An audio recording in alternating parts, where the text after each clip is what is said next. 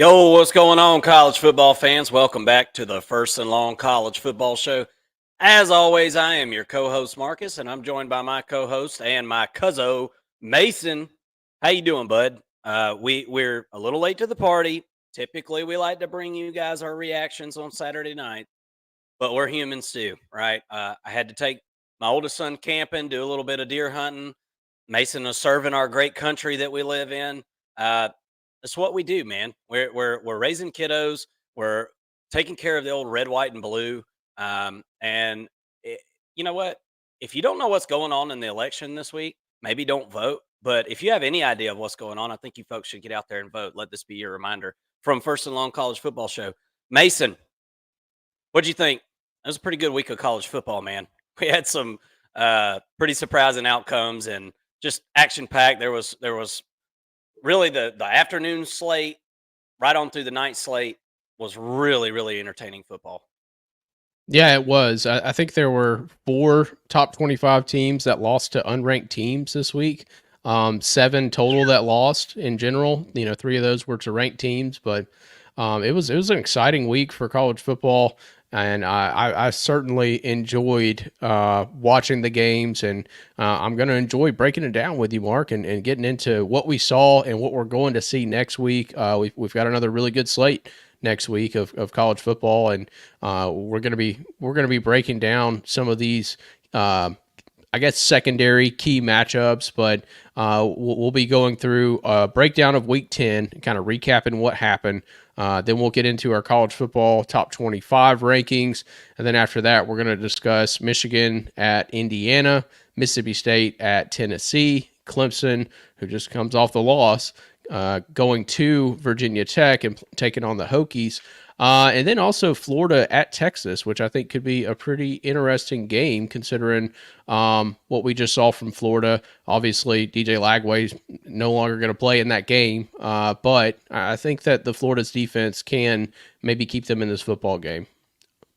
Yeah, we got some good, interesting matchups, and guys, we're going to have our bigger matchups will be on Tuesday night. So this is our Sunday night show, and we're going to cram some stuff from Saturday night in there. And then Tuesday, we're going to go deep on the big games of the week. And we've got several of them, folks. It's going to be UGA at Ole Miss. That's a huge one. Bama at LSU, BYU at Utah, and South Carolina at Vandy was, it was moved to prime time here on the First and Long College Football Show. We were going to talk about it tonight, and I had a little thing in parentheses when we made the note last week. I said, could be big is what I wrote. Well, guess what? It is pretty big now. South Carolina and Vandy end up pulling out the victories this week. Let's get into that for Week 10. Thank y'all so much for watching First and Long College Football Show. And if you're new here, I hope you'll consider hitting the subscribe button. We're having a load of fun talking college football here in 2024. It's shaping up to be a historic season. It's been a little bit of a wacky season, I think. It was kind of a general consensus I'm hearing from everybody at this point. But wacky sounds interesting to me. And it's certainly interesting. We've got lots to talk about. All right. Week 10, Mason, was, as you said, we had some upsets. We had some things going on. Let's talk about Texas A&M, South Carolina first, because I think that's one of the ones that rings kind of the loudest, I think, as far as college football playoff picture, SEC championship picture, possible national championship picture, when you can consider, what Texas A&M could have done as far as affecting other teams' seasons. I don't think anybody feels like Texas A&M could win a national championship this year, but doesn't mean they couldn't affect a national championship or one of those things I said. So let's kind of get into that one a little bit, Mason. And first of all, we're going to start with the winner here in South Carolina, who improved to 5-3 overall for the season. And man, a couple of those three losses, Mason, were really just like heartbreakers. And a lot of people would argue that South Carolina should have won the LSU game. I would argue that South Carolina had the inside track to win the Alabama game. Couldn't get it done. The offense has been too inconsistent. But Mason, I saw something from the offense this week that I haven't really seen, and that's explosivity. They were able to hit big plays, and it's all your regular contributors on the South Carolina offense. So I'm not really sure what the big change was this week. Um, the offensive line has been a bit of a bugaboo for South Carolina, and I thought that they made best use out of that group this week. Really, really held their own against what I thought was a really good front seven for Texas A&M. 244 yards for Lenora Sellers on 13 of 27 passing, 2 touchdowns. What he created with his legs was just as important as what he created with his arm. I feel like, only 13 completions in the game, but 244 yards on those 13 completions is very impressive. But I think more importantly, he didn't turn the ball over, right? As far as through the air, it was a really, really good showing for South Carolina. And we knew going into this football game, and I say we knew because Mason, you and I both, or I know I did, I bet on South Carolina on the money line this week. We talked about it on Thursday's show. You were on that bet too, right, Mason? I wasn't on the money line. Definitely considered it. I thought it was a great pick, but was a little bit nervous as to what we would see from Texas A&M coming off of a big win against LSU. Should have been there with you. It was a crazy environment at South Carolina. Tough place to play for anybody to go to Williams-Brice at night. That crowd absolutely played a factor in that football game. And so did the running game for South Carolina. I mean, between Lenora Sellers and Raheem Rocket Sanders, they totaled 250 yards on the ground between them, and that was really the deciding factor in this football game. I was not expecting South Carolina to be able to run the football against this Texas A&M defense like they did, but it was really a strong outing from the South Carolina offense. Kudos to them. Yeah, absolutely. I mean, they just deserve all the credit. And Dowell Loggins has been a punching bag, as far as some of the South Carolina fans, some of the ones I follow on YouTube and things like that. Like Carolina Jackpot and things like that. These are people that I respect their opinion about football, and they weren't very happy with what Dowell Loggins had brought to the table this season, and seemed like a lot of things came together this weekend offensively. And we talked about Texas A&M when they played Missouri earlier this season. Everything went their way. South Carolina, I'm not willing to say everything went their way, but for about 3 quarters, 2.5 quarters of this game, everything did go their way. So it was a really, really good showing by South Carolina, no doubt about it. Able to really get this offense out of sync, out of whack, creating some tackles for loss in this football game. Tonka Hemingway was absolutely disruptive, number 91 there on that South Carolina defense. He had a sack and a tackle for loss, as well as Dylan Stewart. He did as well. TJ Sanders had a sack and a tackle for loss. So this South Carolina defense has continued to do what we've noticed that they've been doing all season. And it just felt like this team was just a little bit away from being able to do something, or maybe a couple playmakers away from being able to do something on offense. And they picked one of the best defenses, I thought, in the SEC going into this game to do it against. Texas A&M, on the other hand, this was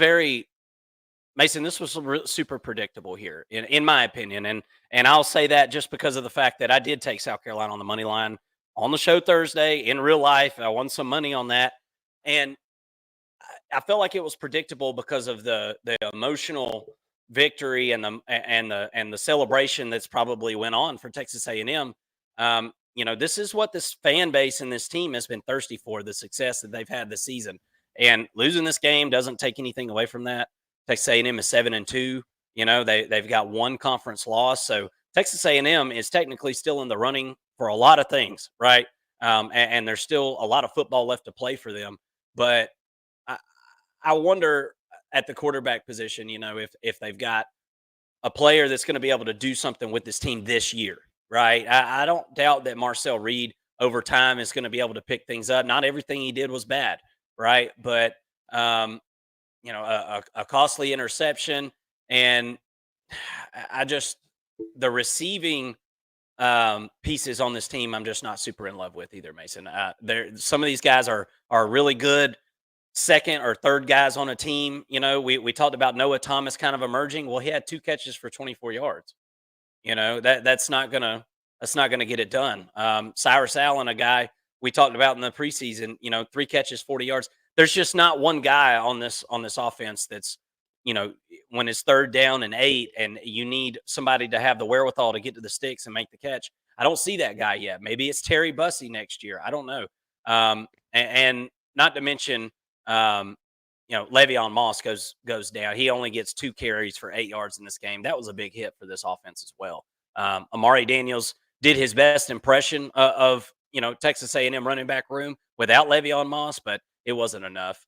And the quarterback Marcel Reed tried to help as well with 46 yards rushing. But this offense for Texas A&M isn't able to operate with 145 yards rushing.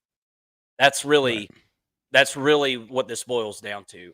They heavily lean on that run, and if they're not successful and or efficient running that football, then it's going to be really tough for this team to succeed. And we talked about it, and I said, just mentioned how predictable it was. This South Carolina defensive front, y'all, it ain't no joke. It's funny. My son, we were riding back from camping today, and we were watching highlights of this game again. I had watched it last night, and then we were watching highlights. He's like, I'm going to go home and play NCAA, and I'm going to be South Carolina. And I said, okay, well, I don't know if NCAA picked up on this fact that they were going to have as good of a defense as what they did this year. I think it caught a lot of people by surprise.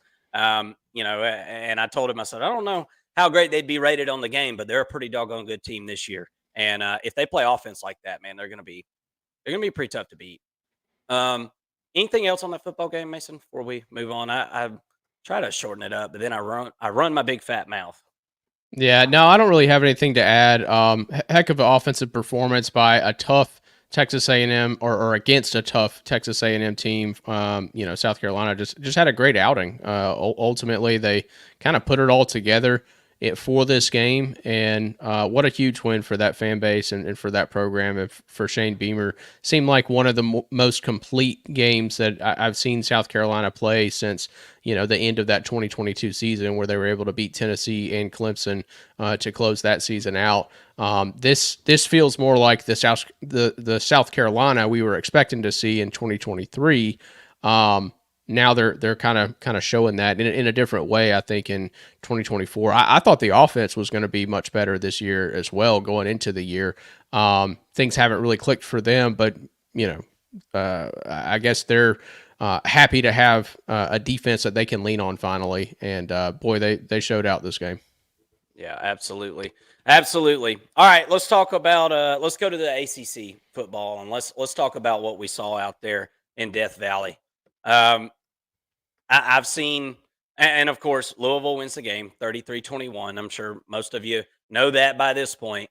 But I've seen the jokes out there. Clemson is bringing Clemsoning back.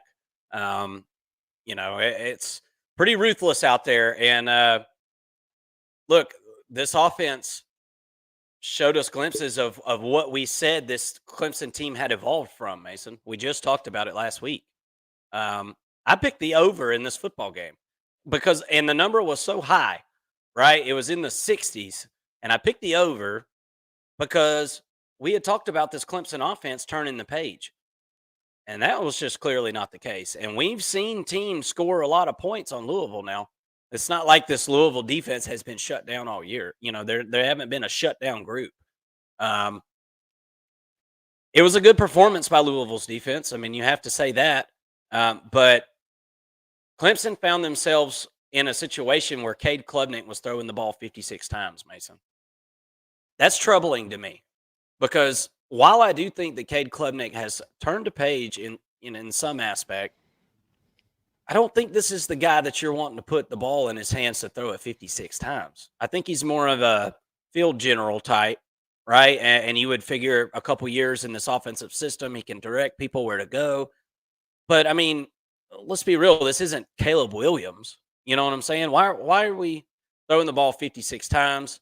Phil Maffa had 30 carries, and I guess that maybe has something to do with it. Maybe Clemson doesn't have a lot of depth there at the running back position. But Maffa has 171 yards, a couple touchdowns. I don't know, man. This Clemson offense kind of took me back to 2023 with this one. Didn't look very good. Louisville, on the other hand, started off slow in the first quarter like they always do. Won me some money on that too, guys. If you're not betting on quarters and halves, then I don't know what you're doing. You're losing money because these quarters, the first quarter is way easier to predict, I think, than these whole games. But anyway, uh, started out slow in the first quarter, really picked it up. 14 points in the second, 9 in the third, 7 in the fourth. Clemson scores 14 in the fourth quarter to make this look a lot closer than what it really was, Mason. 33-21 is the final. Louisville pretty much puts a real hurting on Clemson's chances to make the ACC championship game. It's not out of the realm of possibility, and we'll talk about what is left on Clemson's schedule here in just a second, but because they are still a contender in the ACC. What did you think about this one? Well, I mean, I told you in the preview that the way that Louisville wins this football game is they lead at halftime because Clemson has not been a very good team in the second half. Louisville has been much better in the second half than they are in the first, and that's pretty much exactly what happened. It looked like Clemson was going to show what they've shown all year and score a lot and score early in that first half, putting up 7 in the first quarter. But once they got off script, it seemed like Louisville was more prepared in this football game, and made some key adjustments early in that first half. And won the first half, held Clemson scoreless in the middle 2 quarters of this football game, and that was the difference in the game. All in all, it seemed like Louisville, after the first quarter, they just really ramped things up and didn't stop. Kind of put their foot on the pedal. I thought it was a strong outing by this Louisville defense. We haven't seen that all year. Going up against arguably the best offense they've faced all season, and they really held their own. I thought it was really impressive to hold Clemson to just 21 points after they've been going on a really strong run offensively. So to me, I think look, the Clemson offense, although they didn't put up a ton of points, they moved the football pretty effectively. Louisville was able to really stop them on their side of the field, kind of played a bend don't break sort of defense, and at the end of the day, Clemson's defense is really what lost them this football game. I thought that they would have a better outing this week. It seemed like the Clemson defense was really just letting go of football games later in the games, and teams were putting up 21 points in the fourth quarter in kind of garbage time. But in this game, it seemed like the Clemson defense just was not prepared for Louisville and really just laid an egg. And like I said, it cost them the football game this week. Yeah, I mean, and Clemson was able to move the football on the ground, which is why is Phil Maffa the only running back that's getting any touches? Is it that bad in that running back room that he's the only running back that gets any touches in the game? I don't understand that. What age of college football is this? Is this 1980? Is he Herschel Walker?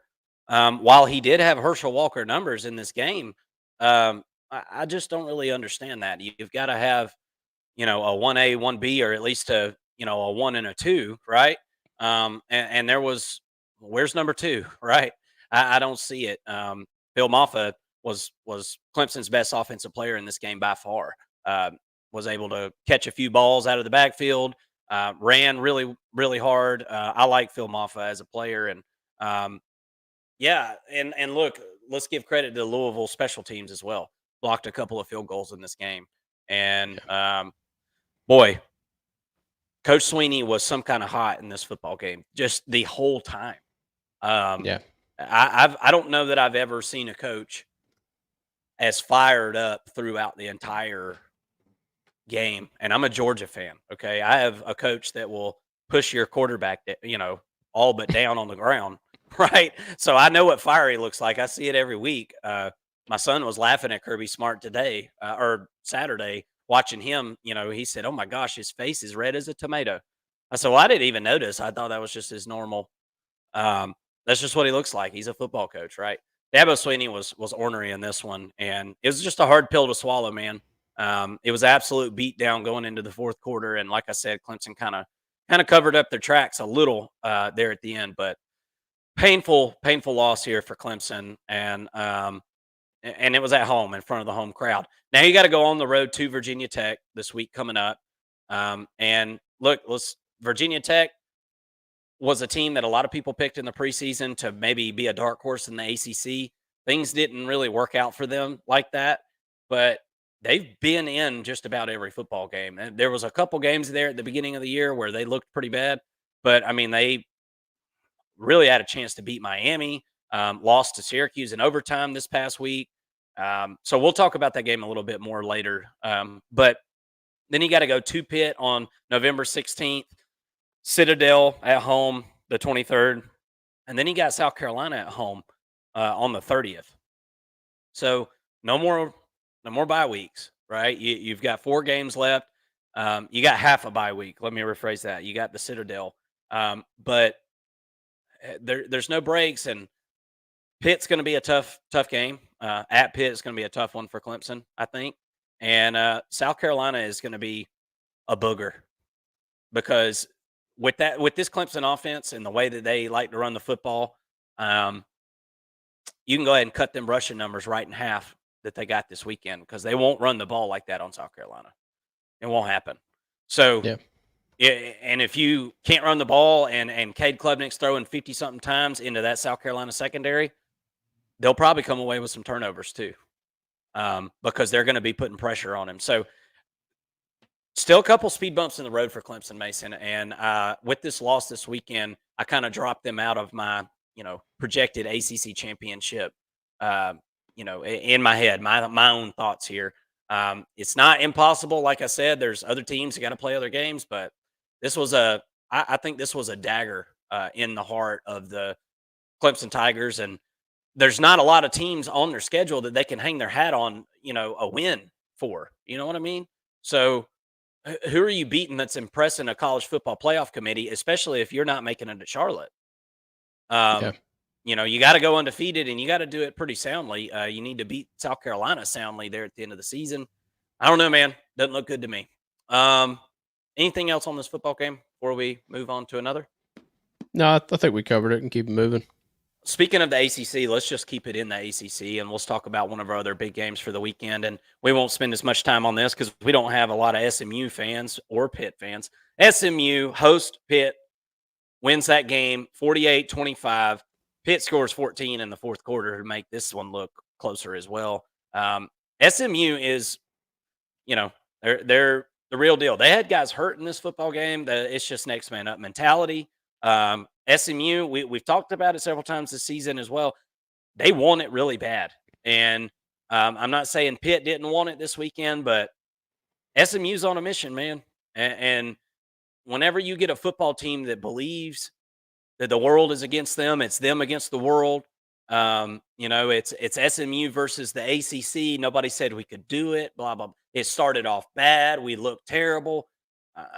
Telling you, they look like the team that's going to Charlotte to me.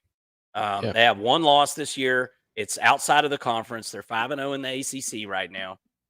Kevin Jennings looks good, man. I mean, he just looks flat out good. Only 17 completions in this game on 25 attempts, but 306 yards, 2 touchdowns. And as we said, one of his big targets, wide receivers, was down in this game. And Hibner steps up at tight end, 3 receptions for 108 yards and a touchdown.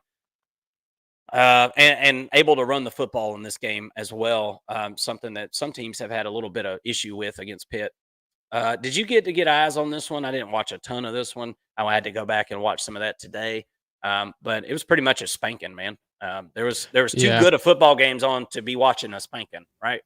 Yeah, I mean, after the second quarter, this one was pretty much put away, and I had to change the channel there and keep my eyes on some closer football games.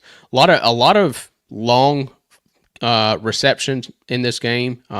Just rattle some of these off. Hibner had an 80-yard catch. Keyshawn Smith had a 43-yarder. Moochie Dixon had a 23-yarder.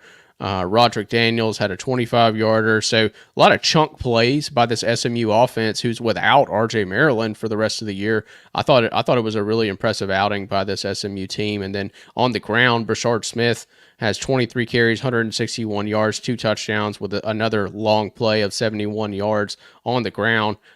Just a really impressive outing altogether. Kevin Jennings, as you know, as good as he's been on the ground, he didn't even run the football. I mean, he went negative, on a sack, for or a tackle for a loss, whatever you want to call that. And really didn't run the football at all. Didn't use his legs at all in this football game, and they were still able to win handedly. I thought it was a really strong performance by the quarterback. He goes 17 to 25, 306 yards, 2 touchdowns. And then, on the flip side, Pitt defense didn't show up. I told you going into this football game, they had to get the turnovers. They didn't get the turnovers. They let them run the ball at will pretty much. And really, the defense just kind of let the team down. Eli Holstein wasn't that bad. I mean, he didn't have any touchdowns, had 1 pick, but just didn't seem effective down the field. A lot of short passes, and ultimately was a non-factor in this football game. Actually, Nate Yarnell comes in and probably does a better job for the team. Completes 9 out of 10 for 2 touchdowns and 100 yards. So, I thought it was a kind of, the clock struck midnight for this Pitt team, finally. And the other shoe drop, whatever cliche you want to say there, they kind of just got a little dosage of reality. And SMU seems like the more prepared team and the better team all the way through. Pitt turned back into a pumpkin. That's how it goes. Clock strikes midnight, dude. You got to get back. Ole Miss at Arkansas. Ole Miss wins that one 63-31. Big second and third quarter there for Ole Miss. And yeah, look, I mean, Arkansas turned the football over in this game, man. And we talked about it at length, ad nauseum on this show. Arkansas, when they play sound football, when they play safe football, they're tough to deal with. That wasn't the case this weekend, man. Now, they had the yards. They had their normal, 480 to 500 yards total, 492 total yards in this game, 365 of them through the air, and 127 rush yards. All of those numbers are good enough to win football games, unless the other team has, let's just go ahead and say 700 total yards. It was 694 technically for Ole Miss in this one. 562 passing yards for Ole Miss in this game. I mean, just absolute clinic through the air. Jackson Dart, I think, gave himself a shot at going back to New York this season. I don't know that he was ever out. I don't know that he was ever just out of the conversation or anything. But a game like this, while it wasn't a Heisman moment, let's be real. The Heisman is a stats award. So nobody's going to look at what stats came from what game. And Jackson Dart has got some really unbelievable statistics this season. And he's a tough son of a gun, too. He don't mind doing whatever it takes to win. At the end of that game, he's running the football. And even announcers are saying, now, surely he's about to get out of bounds. He's that type of guy, and he's a warrior. So Jackson Dart, I think, has got a really, really good chance to end up back in New York. Yeah, really impressive win for Ole Miss, and an important win to me for them to hang 63 against an SEC team. I think, a lot of people would pick holes in the Ole Miss schedule this year, and rightfully so. They really didn't play well in conference play so far this year. So I think that was a huge confidence boost for this program moving forward. Yeah, I think so too, man. I think so too. Well, we gotta talk about the big one out there in Happy Valley. And it took us a minute to get to that one, but admittedly, we don't have a ton of Ohio State and Penn State fans, but we're all college football fans, and this game had implications, right? Penn State came into this one 7-0, 4-0 in the Big Ten. Ohio State 7-1, 4-1 in the Big Ten with the loss to Oregon, and it was really important that Ohio State won this football game, Mason, because if they didn't, it was going to be an uphill climb the rest of the way, trying to head to college football playoffs. Obviously, Big Ten championship would have probably been out the window completely. But that's all for naught. I can quit wasting my breath because Ohio State comes out victorious in this one, 20-13. Penn State came out pearl handles ablazing, brother. They busted through the door with both guns out and went up 10-0. And that was pretty much where the fun stopped for Penn State. And it wasn't just a hallmark. I need to write a letter home about this moment for Ohio State's offense, but I thought with the situation that we had talked about with the offensive line, I thought that this Ohio State team would have a gut check this week, and I think they passed that gut check. Now, are they ready right this second for a playoff run, a national championship run? I don't know about that. I'm still kind of up in there about that one. I was not overly impressed with Penn State's offense, but you gotta tip your cap to that Ohio State defense, man. That continues to be the strength of this team this season, and that's what Ohio State is going to ride into the playoffs. Because getting past this game right here was a big deal as far as trying to get to the playoffs. You're going to still have to deal with Indiana, and that is a tall task right now. And that's a funny sentence to say, right? But Ohio State's going to have their hands full with Indiana, and we'll talk about that game here in a couple weeks. But this was a big speed bump for them, and I think it gives them a much better shot. The running backs were running their tails off, Mason. They're extremely physical. They're at the end of the game. They were punishing Ohio State. Let me tell you what Ohio State is really good at, and I think it's going to come in handy the rest of the season. Ohio State is good at running the clock out, and that there's actually a joke in there somewhere about the Oregon game if you really think about it. But Ohio State is good at getting the ball with a lead at the end of the game and nuking it, running the football, getting first downs, moving chains, and running clock. They're good at that, and they did that really well in this football game. We're able to stop Penn State on fourth down from being able to tie this game up and run the football from there on out. And Will Howard was the last one to be able to do that. He slides down, gets that first down, pops up and does some kind of little spin to and first down signal, and that was it, man. What did you think about this one? I come away from this with the same issues with Penn State that I've had all season and since last season. Where are the big play threats on the outside? I know I like Tyler Warren. That's a nice piece, but Penn State continues to look for that piece to beat defenses over the top.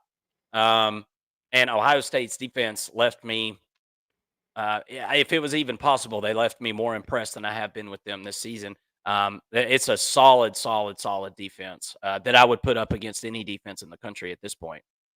Yeah, absolutely. I mean, the Ohio State team has really done a great job of playing complementary football and playing to the strength, which is the defense this year. I was really impressed with the game plan coming in. I thought Penn State really had a chance to win this football game, especially when Will Howard fumbles the ball through the end zone. You get the touchback. All the momentum is on Penn State's side. It's at Penn State. They had a pick six, earlier in the game. It really felt like Penn State was set up to finally get over this big game. And then, they get into a fourth and goal situation and call a very questionable play call. And don't get it done at the end of the day. But credit to the Ohio State defense; they didn't give up a single touchdown in this football game. Only 2 field goals.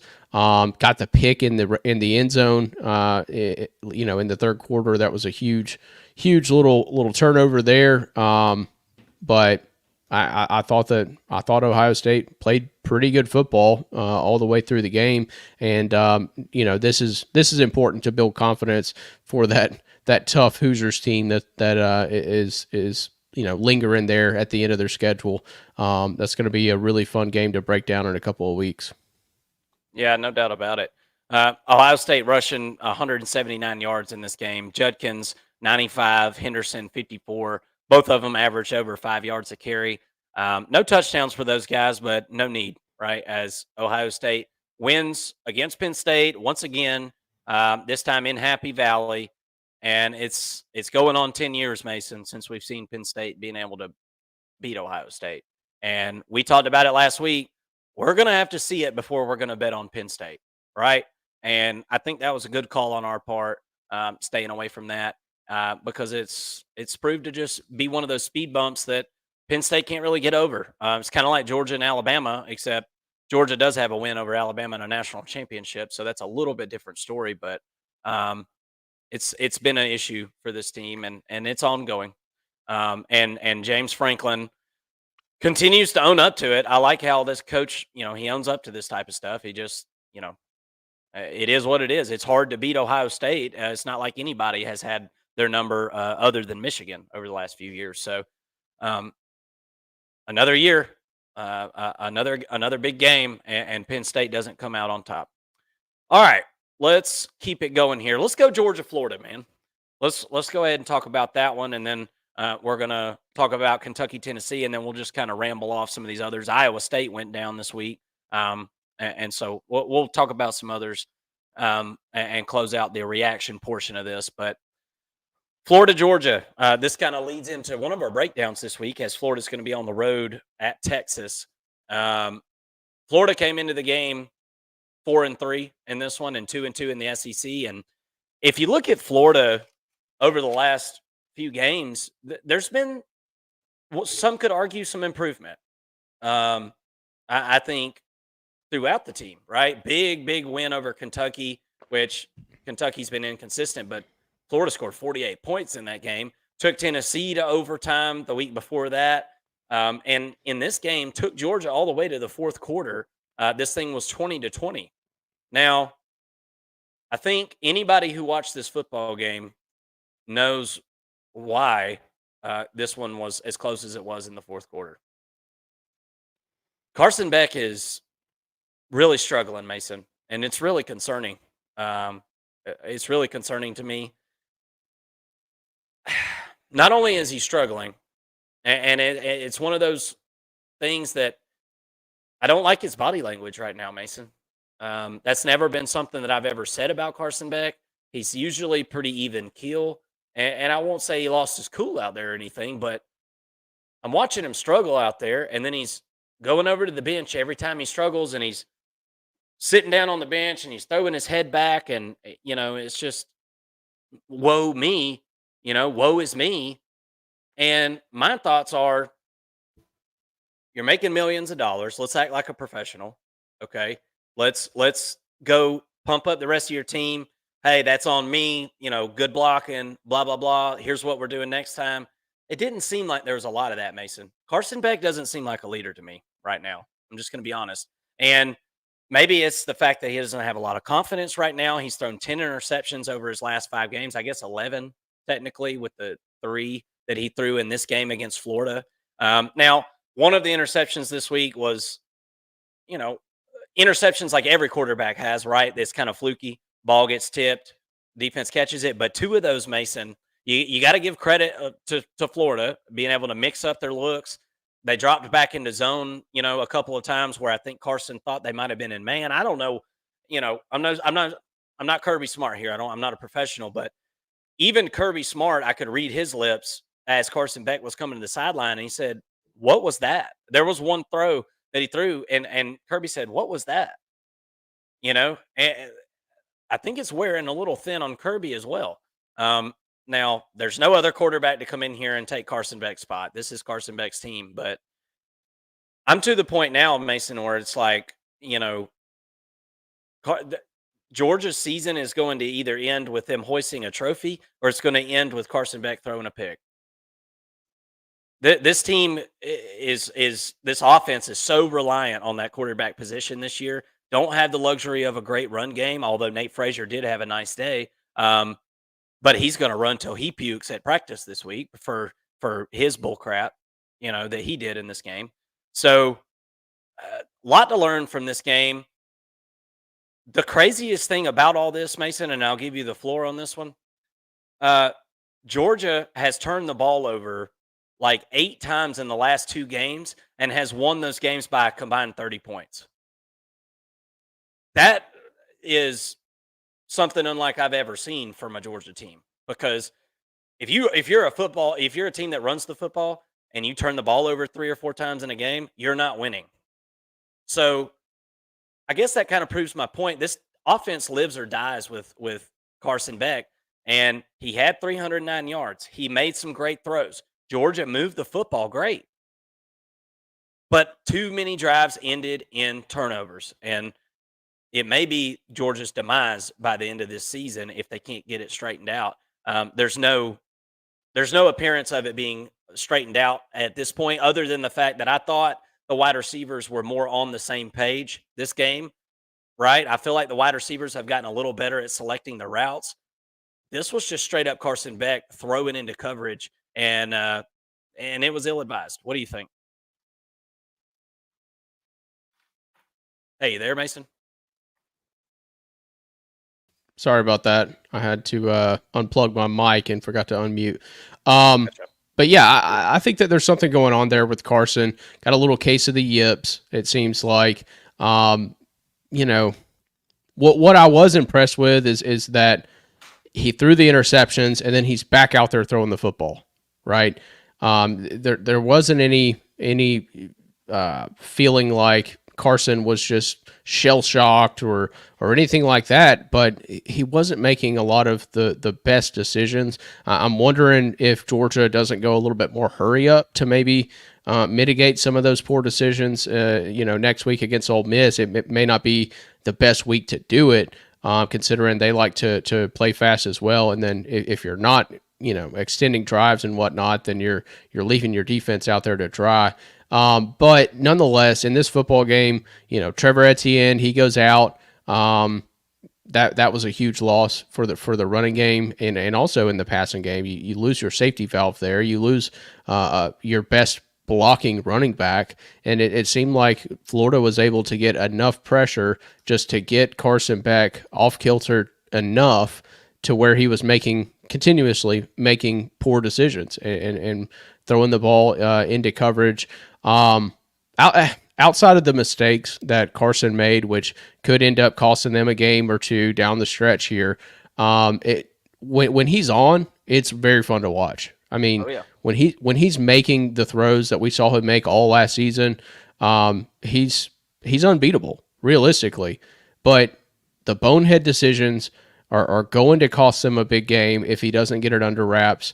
Good thing he's got this defense to rely on, because the Georgia defense really showed up in the second half. They were getting run all over, down 2 players on the defensive side of the football. With the targeting penalties against Texas, you were without 2 players in that first half, and it showed. But the second half, those 2 come in. We saw Dan Jackson come up in the run game, make a lot of really important stops there, and to me, without having those 2 players, we saw some holes in the defense, but having them come back, it seemed like everything was back clicking and operating the way that it should. I thought Daniel Harris had a pretty good game, came up with a huge hit on that that poor Florida receiver there. They try to get him for targeting, but that was not the case. It was just a beautiful tackle, really.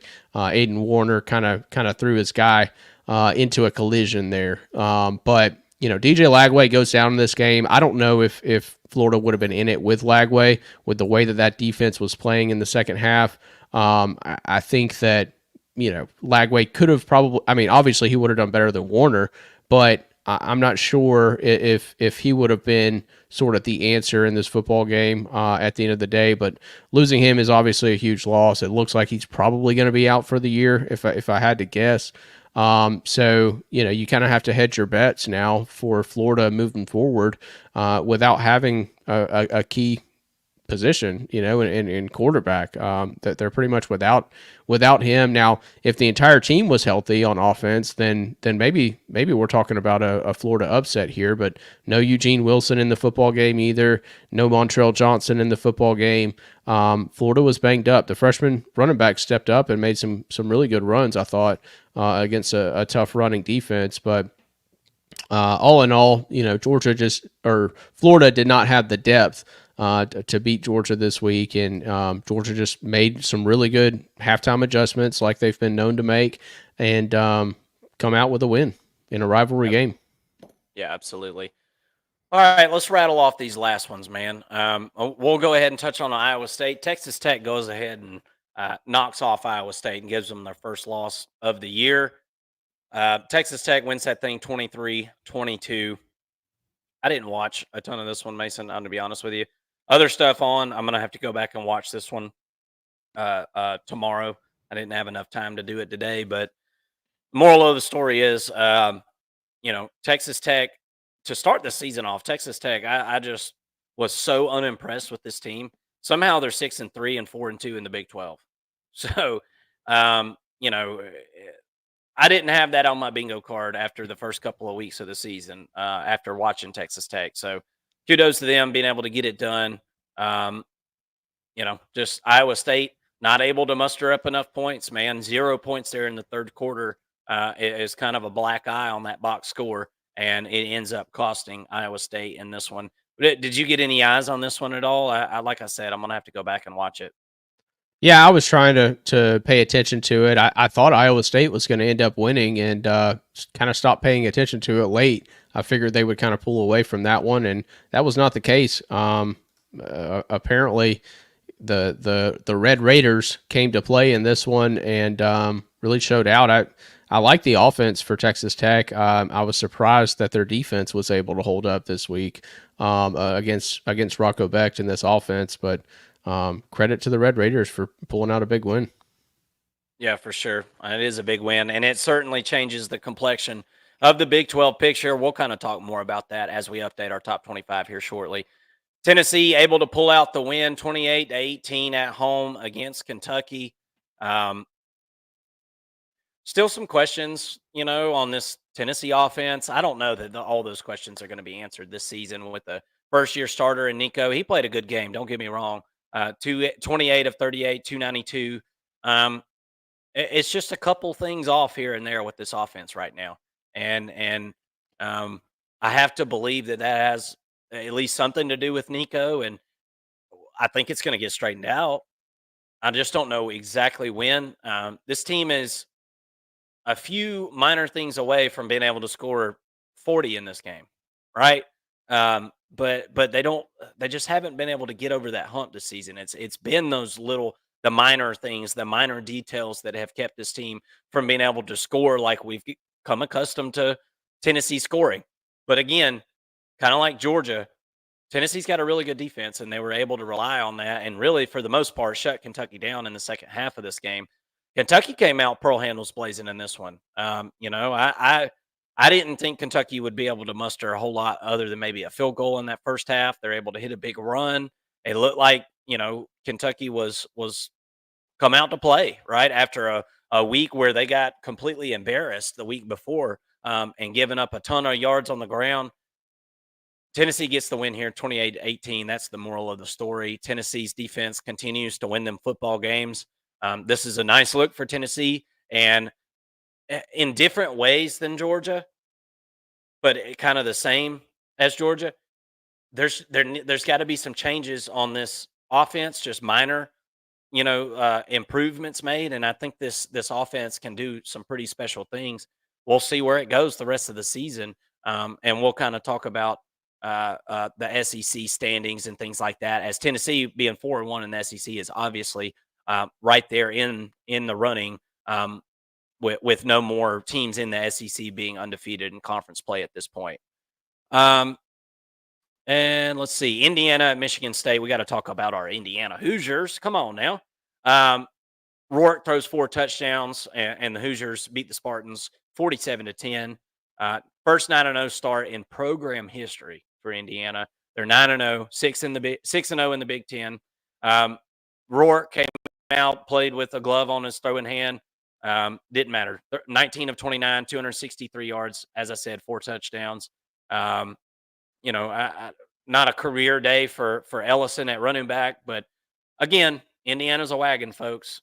21 points in the second quarter was just, you if you watch this game, you were watching like, oh crap, Indiana's finally going to have a bad game.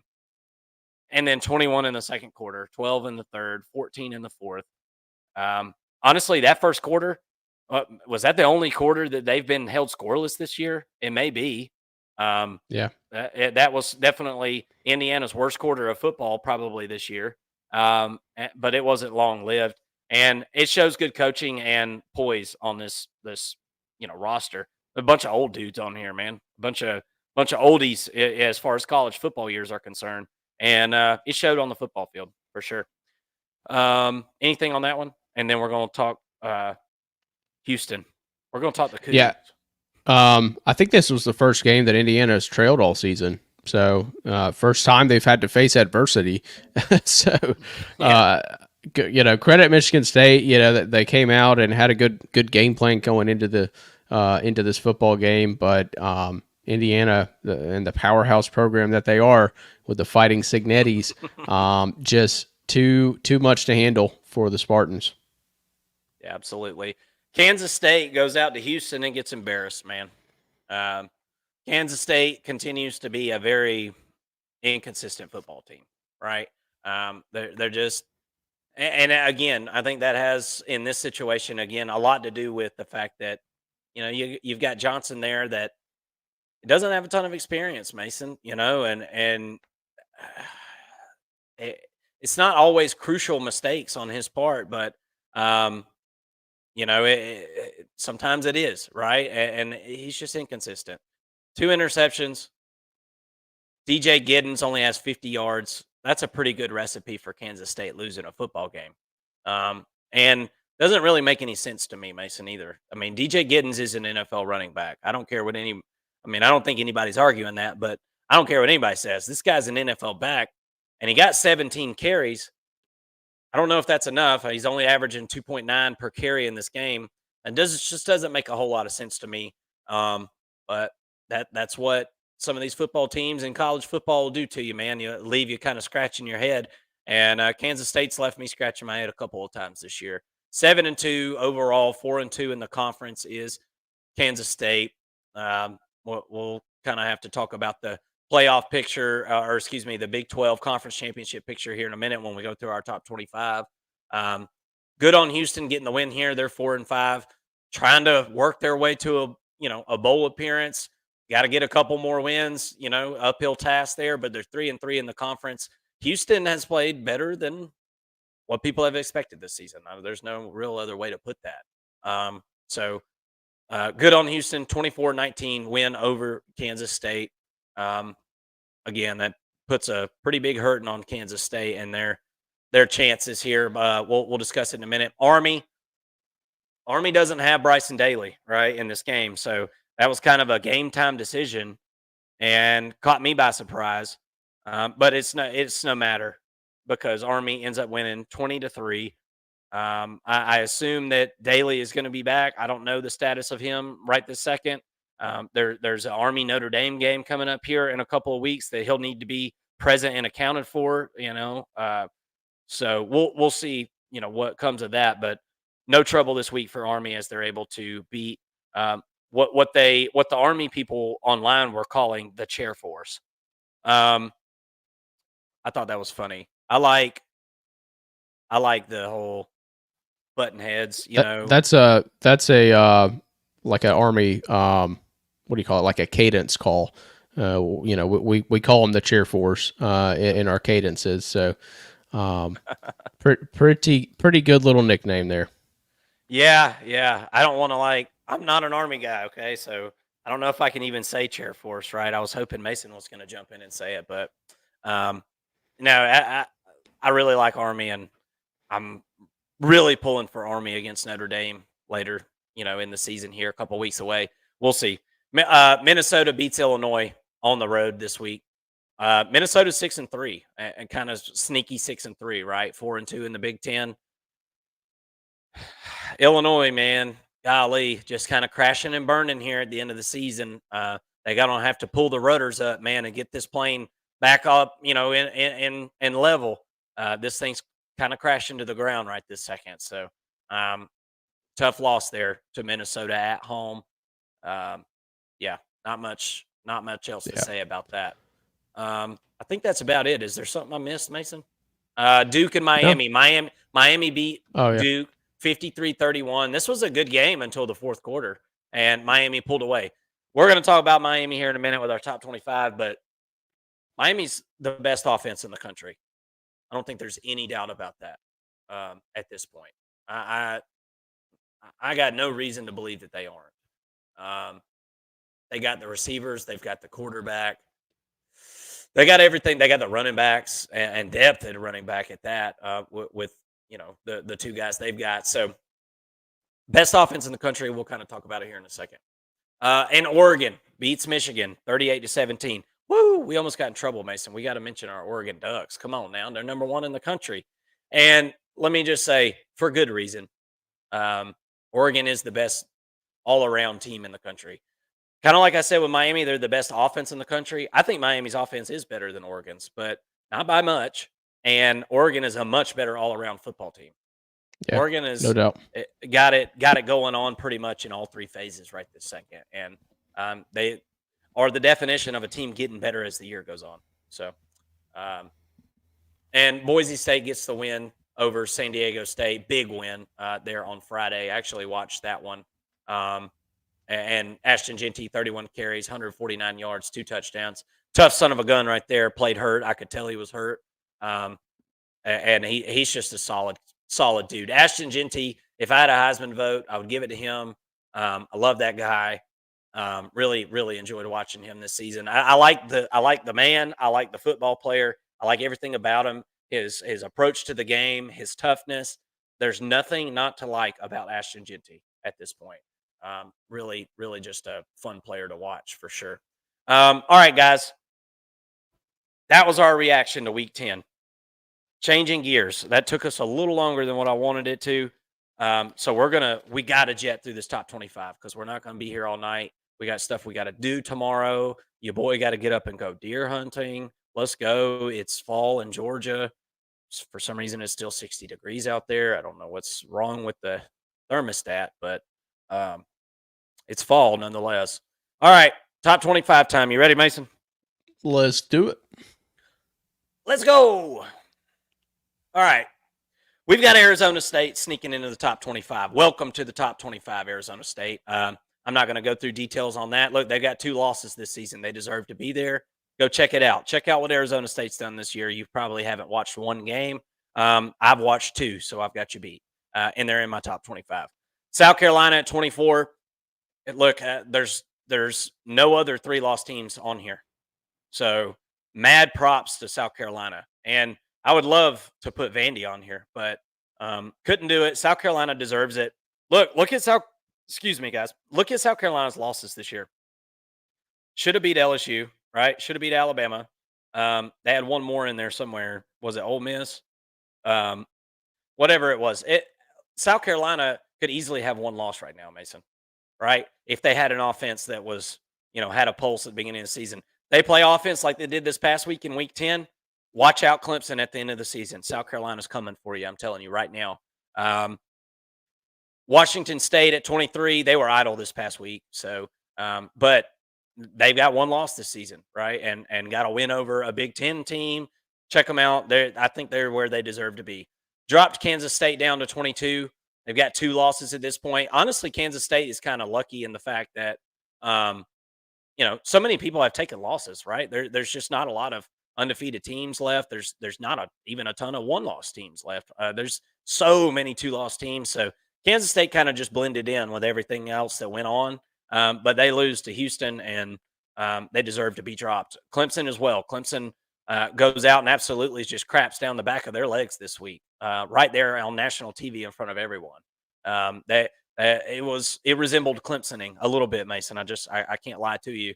Right there in front of the home crowd, Louisville is too much for the Clemson Tigers as they drop their second game of the year. If you want to look at quality losses, Clemson's pretty good, right, in that category. Louisville is, while their record's not amazing, power rating wise, they're a pretty decent team, specifically offensively. Clemson's lost to Georgia, who's obviously in everybody's top 5. So good losses, but where are the good wins? And that's kind of my thing. Is like Clemson at this point is going to need some help to get to the ACC championship game, and if they don't get that help, where's their quality wins this year? That's kind of my question going into this thing. I mean, NC State was supposed to be a quality win until we all realized how bad NC State was, right? Um, Colorado at 20, I believe they were idle this week, right? So not much doing there. I believe they scooted up a couple of spots just because of the crap that went on up above them. You know, Kansas State dropping down, Clemson dropping down. So it scooted Colorado up. Pitt dropped down to 19. They lose their first game of the year. So again, they're lucky that so many people lost, right? So they didn't have to drop out of any kind of top 25 or even the top 20. Um, Pitt has been a benefit of a pretty easy schedule this season. They've got a tough road to hoe, Mason. They've got some really tough games coming up. One of which going to be hosting Clemson. That's going to be a game that we're going to talk about here in a week or two. So I'm looking forward to that one. We'll see what Pitt is made of. We'll see what Clemson's made of in that football game, I do believe. Alabama, 18. They were idle. Ole Miss, 17. Ole Miss just absolutely dismantles Arkansas. Killed them through the air, over 500 yards passing for Jackson Dart. Ole Miss scoots up a couple of notches there. And they're going to have every chance in the world to prove that they are a really good team.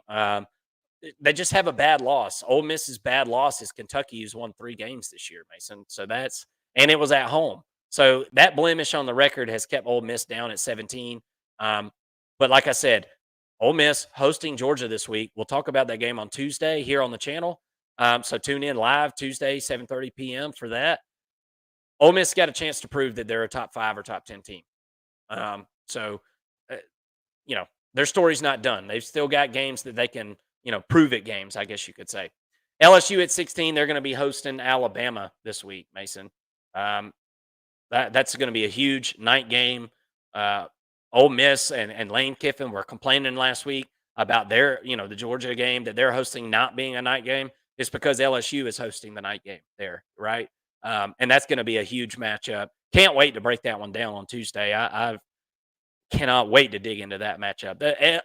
LSU and Alabama, I'm a Georgia fan, but LSU and Alabama has got to be one of my favorite rivalries ever. Just throughout my youth and me coming up and watching college football, man, those games, there's been some legendary ones. It's going to be really tough for Alabama to go into LSU at night and win. We'll see what happens there. Army at 15, we've talked about that. They won 20-3 this week. Daly was out hurt. We'll see if he comes back. A&M gets pretty much pantsed by South Carolina. I don't think South Carolina is a very bad team, so I'm not like killing Texas A&M for that. I didn't like drop them out of the top 20 or something. South Carolina is a better team than what their ranking indicates, but I can't rank them any higher with 3 losses. So kind of a rock and a hard place deal with South Carolina. But Texas A&M, kind of a back to reality type moment. The offense wasn't able to get going against a really good front 7, and they dropped down to 14. Iowa State, they lose by 1 to something called Texas Tech. Just Big 12 teams being Big 12 teams, Mason. That's just what they do. They just beat up on each other. The little guy sneaks up and gets the big guy. This was a loss for Iowa State at home. So pretty tough loss there for Iowa State, but they're in the Big 12 and they had some cushion, and here they sit still in pole position to make it to the Big 12 championship game. So the goals haven't changed for Iowa State because of this loss, but certainly takes away a lot of your wiggle room as far as making college football playoff and things like that. SMU at 12. I really like SMU. I really like the offense. Defense, I think, has improved somewhat over the season. Being in the right place at the right time, things like that. The offense has improved over the season. There's been a quarterback change throughout the season. There's been guys go out hurt. Other guys have stepped up. SMU's very impressive, and they look somebody who's in pole position. Speaking of, they look like they're in pole position. They're in the ACC to make it to Charlotte. So we may be seeing a Miami and SMU ACC championship game. Who had that on their bingo card? You just won big if you did. I sure didn't.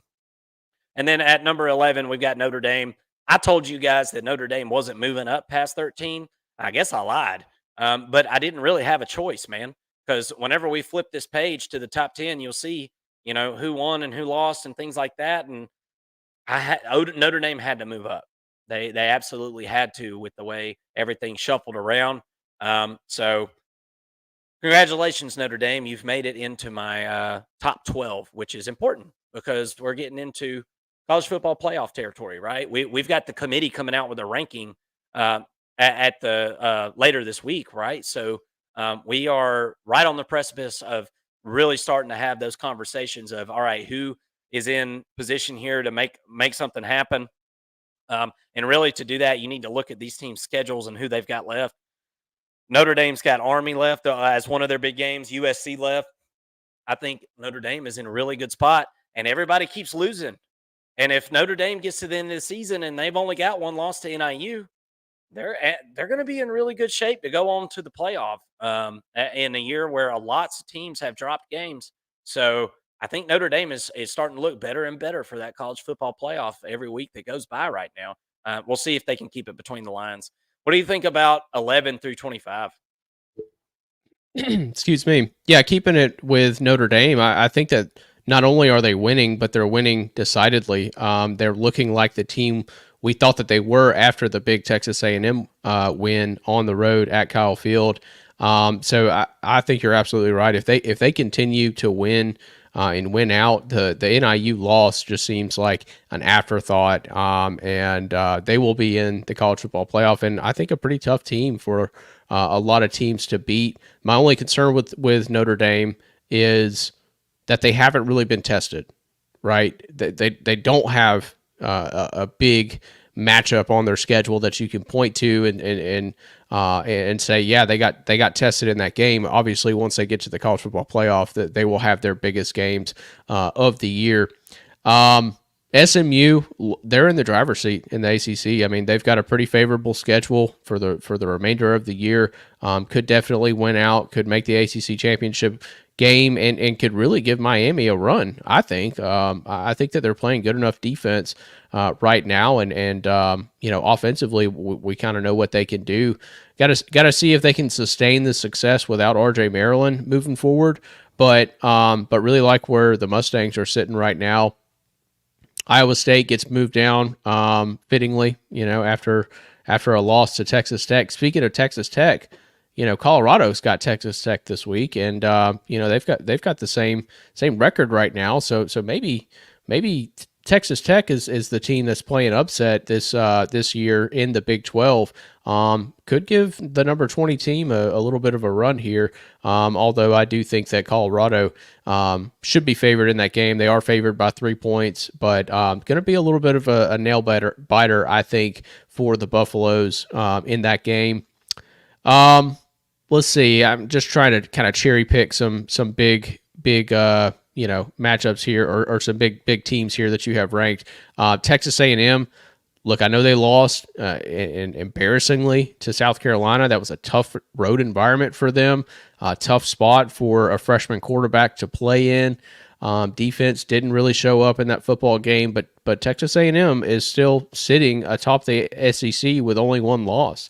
There are a few teams with one loss. We'll have to see how it all plays out, but Texas A&M is very much in a position to go to an SEC championship game, and I have to think that if they even play in the SEC championship game, even if it's with two losses, and then lose that game, which would give them their third loss, they'd be sitting at 10-3 on the year.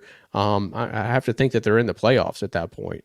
Army still undefeated. That's kind of why they're ranked as high as they are. Got a big matchup against Notre Dame later in the year, but Army, still in position, I think, to win the conference. That they'll need Boise State to lose if they're not just a top 12 team in general, in order to get into this playoff, top 12 ranking here. But playing very good football right now. They could definitely make a run here late. LSU and Alabama this week. That game is going to decide who continues a path to the playoff and who is out. I mean, period. It's one of those. It is absolutely elimination game. Sandwiched between them is Ole Miss. If they lose to Georgia, they're out of the college football playoff at that point. But if they win, they're very much still in the thick of things. So huge matchup for them coming up. Pitt takes their first loss. They're sitting at one loss, so I think it's fitting to kind of push them down. I think from a power rating perspective, Pitt's probably sitting around 30, somewhere in the 30 to 40 range, but they've been winning. So, this is a ranking, not a rating. And I think it's fitting to keep them in the top 25. Similar to Clemson, lost a big one to Georgia, just lost to Louisville. That was a tough loss and in a game that they should not really have lost when you look at what Louisville has been and the fact that they played that game at home. Clemson doesn't lose at home, but they lose this week and got pushed down because of it. But if things go right in the ACC for Clemson, then they could find themselves back in that ACC championship game. And to me, I think that that's probably their only shot at making the playoffs at this point is to play in the ACC championship game, and potentially they could have to win that game, depending on how the rest of the season unfolds for them. They do have a tough matchup with South Carolina at the end of the year, and that's a game that I'm already going to tell you I've got South Carolina favored in. That game is played at Williams-Brice as well, so tough matchup for Clemson at the end of the year, but they need to continue winning to even have a shot at the playoffs at this point. I think Kansas State at Clemson this year. Because South Carolina, the last time they won was at Clemson in 22. That's the only reason I can remember that. Remember, that was when South Carolina beat Tennessee, and then 2 weeks later, Clemson. Yeah. I think it was Tennessee fans who said that was because of Connor Stallions, right? That South Carolina won that game. So that's a different story for a different day. But better leave that dog on the porch. Yeah. While we're talking about South Carolina, I think this is their second time in our top 25, if I'm not mistaken. Really, really impressive defensive performance. Really impressive defensive-led football team with an offense that seems to be getting on the right track. Really excited to see what they do moving forward because they're a team in the SEC that nobody can take lightly moving forward now. Absolutely. All right, let's jump into our top 10, folks. We got Boise State that's crept all the way up into the top 10, and they had a really impressive performance this past week against San Diego State. And look, I mean, Sean Lewis, coach of San Diego State, I mean, I didn't feel like they stood a chance in this football game. Boise State's defensive line, I don't know if you watched any of that, Mason, but Boise State's defensive line was absolutely blowing up the offensive line of San Diego State. It just wasn't even from the first play of the game. There was offensive linemen in the backfield getting pushed backwards every play. And beyond that, this Boise State offense has figured out a way to be versatile. It's not just the Ashton Jeanty show. This isn't a one-trick pony. I don't think that they're particularly great at anything. I mean, obviously, Ashton Jeanty is great, and therefore the run game is great when he's in the game. Other than that, defensively, offensively, I think Boise State is just good at everything. I don't think they're really bad at one particular thing necessarily. Nothing that sticks out to me. I don't think they're amazing defensively, like I said, but serviceable, man. And again, they have one loss, and it's to the number one team in the country. Everybody's number one, consensus number one. That's a great loss, right? And Boise State is right where they want to be, and I don't see anybody being able to really take this team down that they've got left on their schedule at this point. Texas at number 9, they creep up. Texas was idle this week. They're going to be hosting Florida. We talked about Texas. They got that win over Vanderbilt here a couple of weeks ago. I've heard a lot of people say Vandy should have won that football game, Mason, and don't shoot the messenger. I mean, shoulda, coulda, woulda. It doesn't matter. Texas did win it. And Vandy's a lot better team than, this isn't your grandpa's Vanderbilt, right? This isn't your dad's Vanderbilt team. This is a different one. So I'm still a little bit concerned about this Texas offense, Mason. I can't lie to you. I'm interested to see how they handle Florida's defense, at least for the first half. I don't suspect Florida to be able to sustain drives, and therefore I think the defense will wear out in the second half. But I'm interested to see how Texas's offense squares up with this Florida defense in the first half of that game. Penn State, number 8. Penn State's a pretty solid football team, guys. Just not very deep at the wide receiver room. No just awesome playmakers out wide, and it's cost this team year in and year out. Honestly, um, questionable play call at the end of the game there. Um, it's all for naught. Penn State loses to Ohio State again, therefore they drop out of the top 5. Can only drop them so far. That's a good loss. Penn State's got one loss this season, and it's a good one. So they're going to stay there in the top 10, and we'll see kind of where things go for Penn State going forward. Tennessee jumps up to number 7. Defense continues to lead this team, and it's a really good defense, Mason. Even through some attrition, obviously everybody's got injuries at this point in the season. This Tennessee defense was built for that, right? Will Brooks has been a really nice surprise in that secondary. I just have to say that guy almost ran another pick 6 back this week. So there's been some pleasant surprises even on this defense, and that's the sign of a really good unit, right? You've got depth and you got these pieces, and then you've got players that are emerging. I think the culture defensively is really good for Tennessee at this point. That it's a winning attitude on that side of the football. If Tennessee can fine tune some things on offense, they're going to be an extremely dangerous team come December. So we'll see if they're able to figure things out well enough to be able to go to Athens here in a couple of weeks and beat the Georgia Bulldogs, because that's what they're going to need to do to be able to make it to that SEC championship. BYU at number 6. BYU is idle this week. They are the benefactor of other people losing ahead of them. I think they're a solid football team. I don't think they're great at any one thing. I think they're good at all things, pretty much. All 3 phases, they're solid. We'll see what happens. They got a holy war coming up, Mason. It's going to be the battle of the bicycles, I think is what they call it. I kid. I totally kid. They've got BYU this week. We are going to talk that game. Excuse me. BYU has Utah this week. And that's why we say holy war. That is going to be a big one. And, you can throw the records out the window in these rivalry games. This is a rivalry game. Can't wait to talk about it on Tuesday at 7:30 with you. Yeah. I mean, that's a huge matchup for BYU. Taking on Utah, it's a huge rivalry game. I think it's going to be a knock them down, drag them out sort of fight there. Utah does not give a damn that BYU is undefeated. That's actually more appealing to them going into this football game. They're playing spoiler. They're playing upset at this point in the season with the losses that they've had. And I think that's going to be a really fun matchup to watch. But BYU creeps up to number 6. It's hard to believe that they're that high, but they're one of the few remaining undefeated teams. So they really should be ranked as high as they are. And a really complete team there, led by the BY Jew at quarterback. Love to say that. Love his name, love his story, love everything about really the BYU team in general. I kind of hope that they can continue to win because it's a cool story, I think, for college football. Tennessee at number 7. That Arkansas loss is just still lingering there, and they haven't looked great on offense in a lot of these games since that Arkansas loss.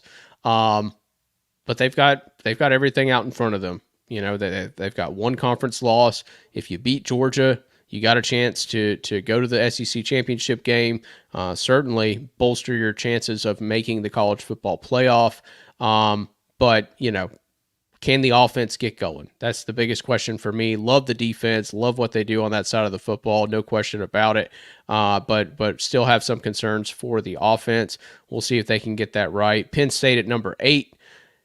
I'm with you, Mark. You can't drop Penn State out of the top 10 with one loss. I get that they don't have a big win. I mean, Illinois doesn't seem like as big of a win as it did at the time. USC isn't as big of a win now as it was at the time. No real games left on their schedule to win that you can point at and say, well, from a power rating, that's a top 10 team or anything like that. But the reality is that Penn State has only lost to Ohio State, who I think you could argue is the second best team in the country at this point. That's their only loss. That's probably going to be their only loss. They'll be in the college football playoffs when it's all said and done. I have no doubt about that. Texas, I do have a little bit of doubts about. They had the loss to Georgia. They've got a couple of big matchups here down the road. Also got Texas A&M at the end of the year. That's going to be a very fun game to watch. But the offense for them as well. I mean, there are a lot of teams right now that you look at defensively and you really like what they have, but offensively things just haven't clicked yet. I mean, you got Tennessee, you got Penn State, you got Texas, you got Georgia. There are a lot of programs, Ohio State, who have sputtered on offense, but defensively they are a championship caliber team, and Texas is certainly one of them. They've got the pieces on offense, I think, to figure some things out, but gotta get back on track here this week. And then Boise State at number 10. They've looked really good. I would have liked to have seen them in some bigger matchups, with playing a tougher schedule. But you're playing with the hands that you're dealt, and Boise State, I think, probably in our top 10, they're probably the team that has the clearest shot at the college football playoff. They absolutely own their own destiny. Just gotta win out, really, I would say, or at least win the conference championship at this point. And I think that they're in the college football playoff. Yep, in a good spot over there in that Mountain West. We just need to get Boise State to just go on and join. What conference makes the least amount of sense? How about the ACC? We just need the Boise State. I mean, none of these make any sense geographically, so just pick one all the way across the country and join that bad boy, and make everybody go across the country and play on the blue turf. All right, guys, 1 through 5, and look, we had somebody new that tuned in. It's Indy Nation. And what's up, Indy Nation? Thanks for tuning in to the First and Long College Football Show, man. I appreciate it. And I want to be clear. Indy Nation came on and said Indiana is number 8, not Penn State. Well, this isn't the AP Top 25, guys. This is the First and Long College Football Top 25 rankings. With all due respect to the AP and all the reporters that vote on that, they don't watch all the games that we watch, guys. They don't sit there all Saturday watching all these games, soaking it up. I brought a generator down to the hunting camp just to run a TV. Okay. None of those sorry rascals are doing anything like what we're doing here. I like our top 25 better than the AP. I just do. That's a lot of times AP doesn't make any sense to me. Maybe this one doesn't make sense to you. Put it in the comment section and let me know. Ohio State, we've got moved to number 5 after the big win over Penn State. Ohio State still got a loss. Obviously, to Oregon, close loss there. Best team in the country in Oregon. I've got Ohio State at number 5 though, just because of the fact that I mean we all see the offense, right? And I didn't have a ton of. I had Penn State ranked high. Don't get me wrong, Mason, but I didn't have a ton of faith in the fact that Penn State was going to go win the Big Ten or anything like that. Just as far as eye tests and things like that, it just Penn State doesn't have the firepower to do it. And also, to be honest with you, I don't think they've got the guys defensively necessarily to do it. Not like they had last year. A lot of changes, new offensive coordinator, new defensive coordinator there for Penn State. Nothing really pointed to this year being Penn State's year, I guess is my point. Ohio State, that's their best victory, obviously, on the road at Penn State, and it's not a bad one. I'm not saying it's not good. But there's other teams on this list that have much better wins than that, right? Or are undefeated, which is the case with Indiana. I've got Indiana at number 4. I think Indiana, I really mean it, man. I think they've got a real shot to do something really, really special this season. They already have. 9-0 is the best start that Indiana's ever had in their school's history. I think they've got a chance to do something spectacular this season, Mason. They could win the Big Ten. They really could. It's an uphill task to be able to beat Oregon, and I know that. But this is college football, man. And things happen. Weird, wacky things happen. And this Indiana team has been the most consistently badass team all season. They beat the brakes off of everybody they've played. And until I see them not be able to do that, I have to have them among the best teams in the country because they've performed like it. Has their schedule been as hard as Georgia's or, even Ohio State or Oregon's? No, but they're going to get a chance to prove that. And we're going to see what Indiana's made of in some of these games leading up to the end of the season.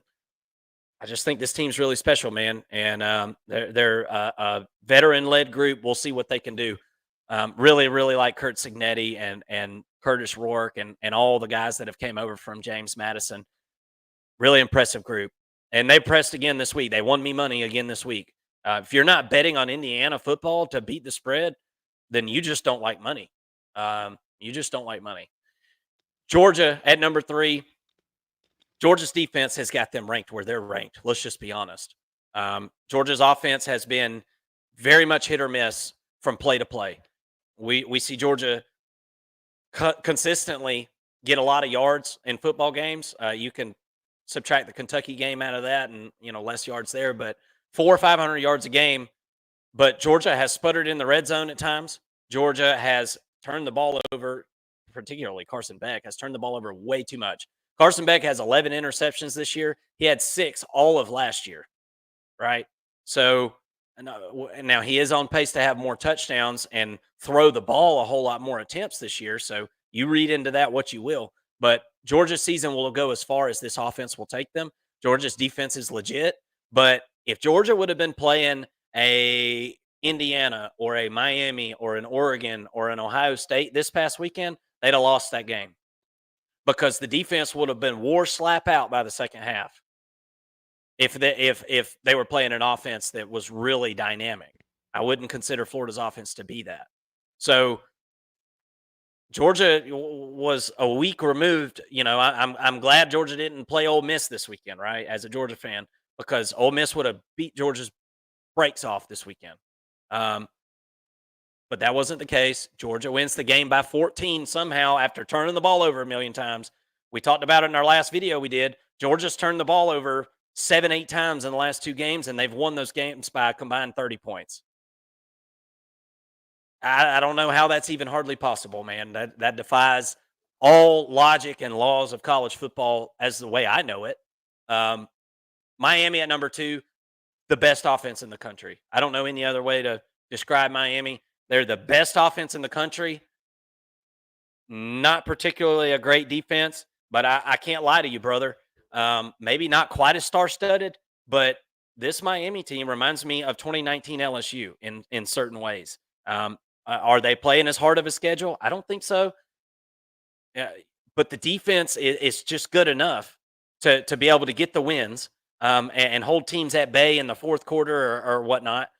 The Miami offense can score on anybody at any time. Restrepo is an absolute freaking beast at wide receiver, among other guys that are beasts.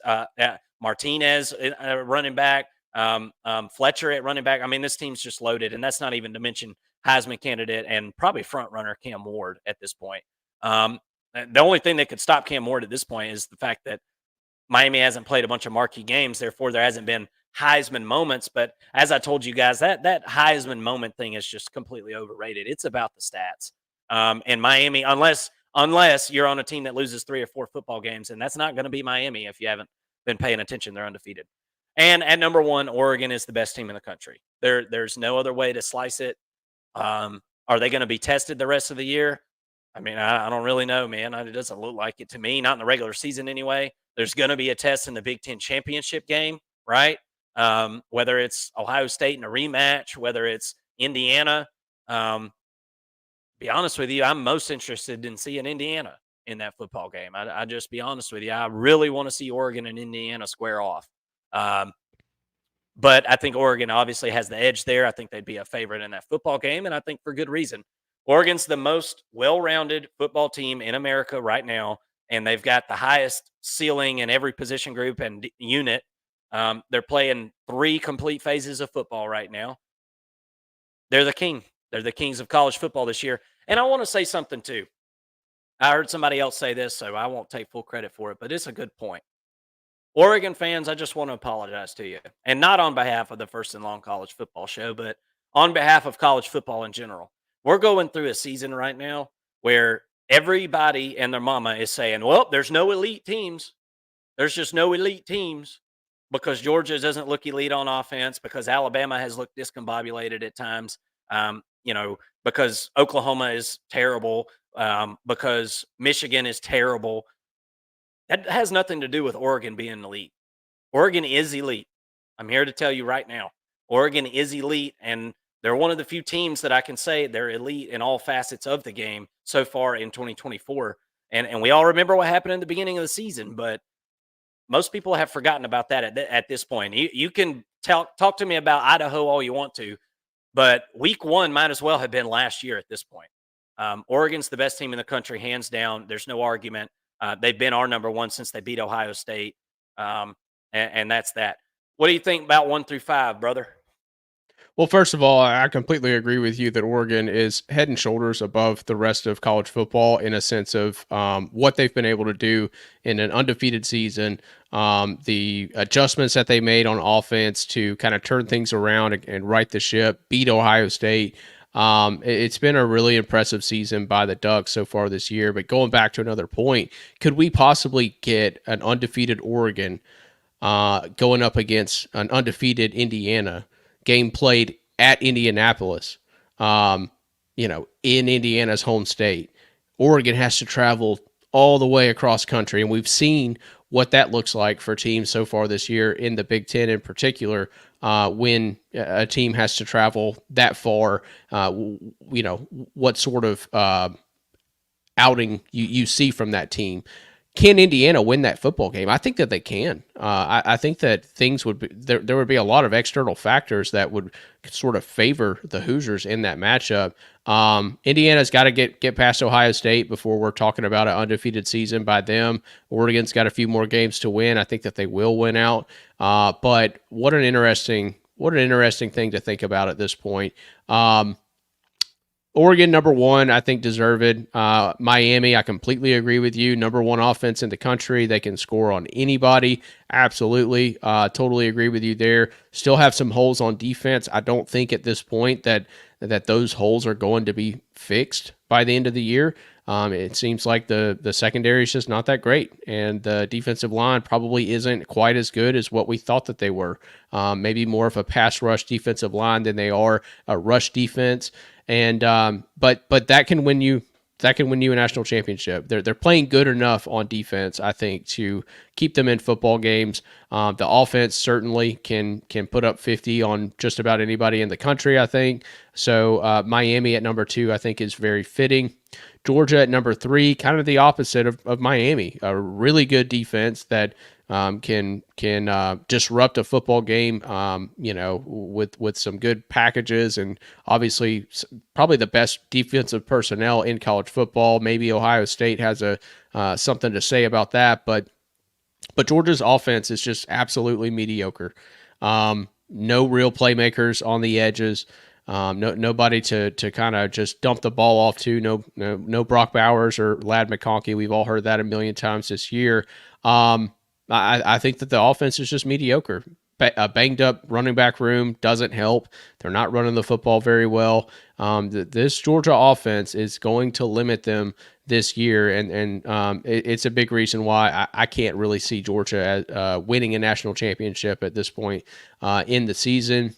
Already talked Indiana, Ohio State, definitely in it now after a huge win against Penn State. I think that really helped Ryan Day secure his job. I was saying if Ohio State loses to Penn State and then loses to Indiana as well, you might be talking about Cignetti potentially taking over as the Ohio State head coach.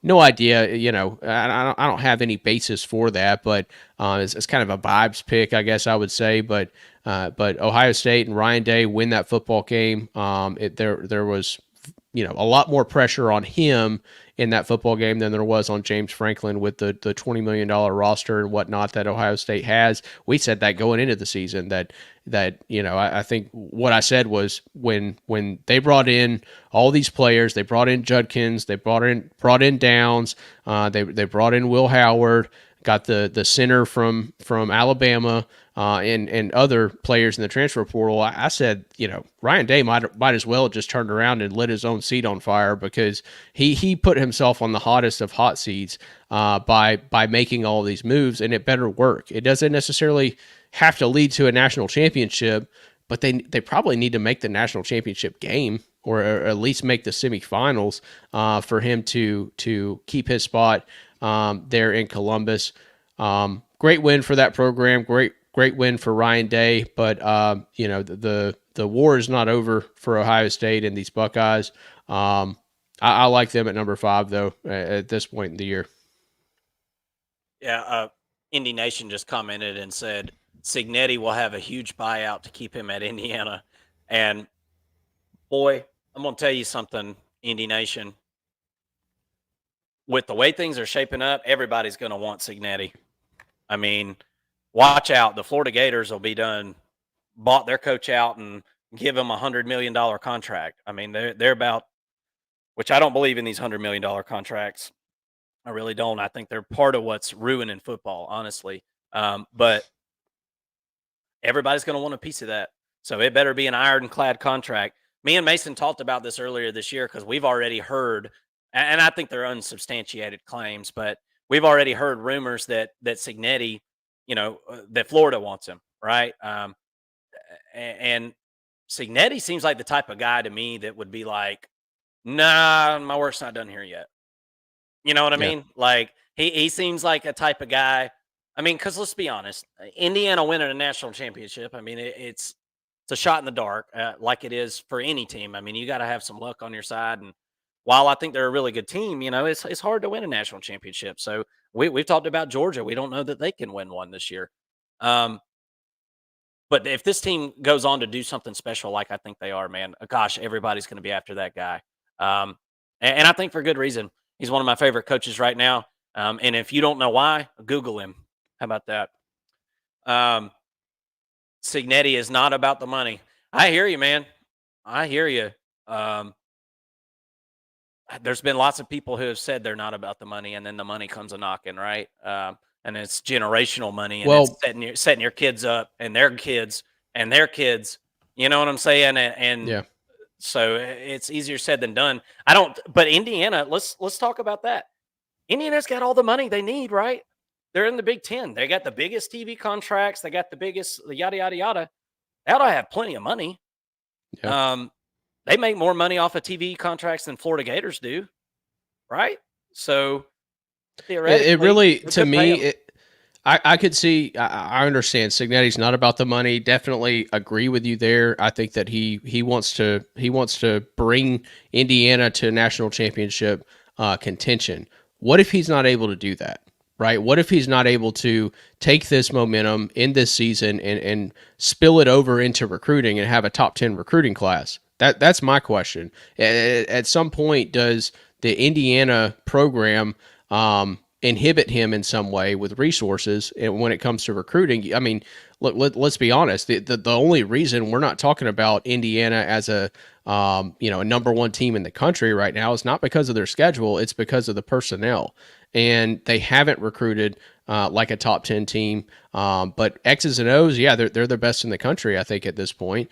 They had some really good players come out of the transfer portal, but at some point, does Indiana hit a ceiling? That's my fear, and I'm not saying that they will. I'm not predicting that to happen. They've done a good job at getting some of these key high school recruits on campus. Juju Lewis was there for the Nebraska game, big time quarterback that's committed to USC. I'm interested to see that side of things this offseason from the Indiana program.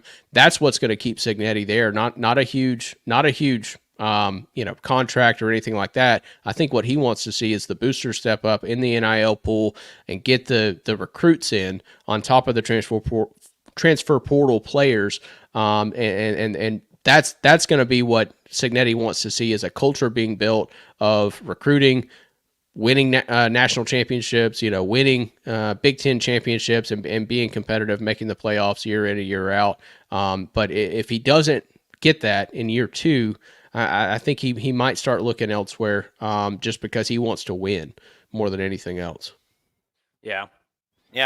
He's a super mature. What I like about this situation and the thought of Indiana being able to keep him, this isn't a 30-year-old guy, right? This isn't a 35-year-old coach, a 40-year-old coach. This guy's a little older than that, and he's very mature and very drill sergeant-esque. You know what I mean? And like we talked about, man, I don't think he's leaving after this season. Somebody in the comment section a minute ago said, I think it's more likely the coordinators leave than Cignetti, and I think that does make some sense, right? Um, but we've seen it time and time again. Look at what happened to Michigan after they won their national championship last year. I mean, and Michigan hasn't recruited bad, but the cupboard was completely empty, right? There's a couple pieces. Don't get me wrong. There's a couple pieces. I won't say completely empty. I mean, you got Colston Loveland. You've got a good running back in Mullins, but that team got blown up, man. NFL style, like in the NFL, when you win a Super Bowl, everybody wants a piece of that championship. Whatever that recipe was, and you see very few teams be able to hold it all together. I hope Indiana can keep Cignetti. Let me tell y'all something. As a Georgia Bulldogs fan, the last freaking thing I want is Kurt Cignetti to end up at the Florida Gators. That is the absolute last thing that I want to see happen. Don't come to the SEC. Don't come here. And I don't know that he would anyway. I don't think he's a Southern guy, but necessarily. But Well, please don't. Please don't. I'll tell you, since we're on the coaching talk, I think if Lane Kiffin loses to Georgia this week, I think he's going to be in Florida. I mean, that's been their guy for 10 weeks now. If he makes it to the college football playoffs, I don't think he's going anywhere. Which they would need to beat Georgia in order to do that. But if I really feel like if Lane Kiffin and Ole Miss lose this week, he will be the next head coach for the Florida Gators if they decide to move on from Billy Napier, because Napier still has a lot of big games ahead of him. LSU, a couple of other ones, Texas. I mean, he's got some opportunities here to win a few of these football games and keep his job as well. Jim says, keep winning and the recruits will come. Hey, I think there's a lot of truth to that, Jim. And from what I understand, Indiana's got a decent, NIL situation going on too. He says it's the best campus in America. Right now, I have to take your word for it because I've never been there, but I'm going to go check out all these places one day, Jim. One day I will have the freedom to go and check out some of these things in person. And hopefully by the time I'm able to do something like that, Indiana is still doing their thing, right? But I'll take your word for it there. Thank y'all, all y'all Indiana fans. Appreciate y'all. I imagine some of you, I know Jim's been around, but Indy Nation, I think you're somewhat new to the channel, and want to welcome you. I certainly do appreciate it. Hey, and if you guys haven't done it, hit that thumbs up button real quick. We're about to jump into our quick previews. We've got our secondary matchups of the week. We kind of named them at the top of the show, but here's what we're going through real quick. We're going to go through Florida at Texas. We're going to go through Virginia Tech at Clemson. We're going to go through Michigan at Indiana, and we're going to go through Mississippi State at Tennessee. Like I said, Sundays, those are our secondary previews. Tuesday, we're going to do our deep dive, our bigger matchups. It'll be UGA, Ole Miss, Bama at LSU, BYU at Utah, and South Carolina at Vandy, which got a lot more interesting after this week. So you're going to want to tune in Tuesday night for the big time matchups as well. But let's jump into some of these as it is getting late. I know that everybody's got work and stuff tomorrow. I don't, but yeah, I know how it is, guys. I do. All right, Mason. Let's go Florida at Texas first, okay? Because this one, I feel like I've got somewhat of a feel for here.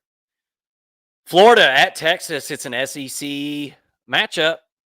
Still feels weird to say that. I know we're almost all the way through 2024. It still feels weird to say so-and-so at Texas SEC matchup, but it is. Texas, 21.5-point favorites here. Over-under is set at 47.5.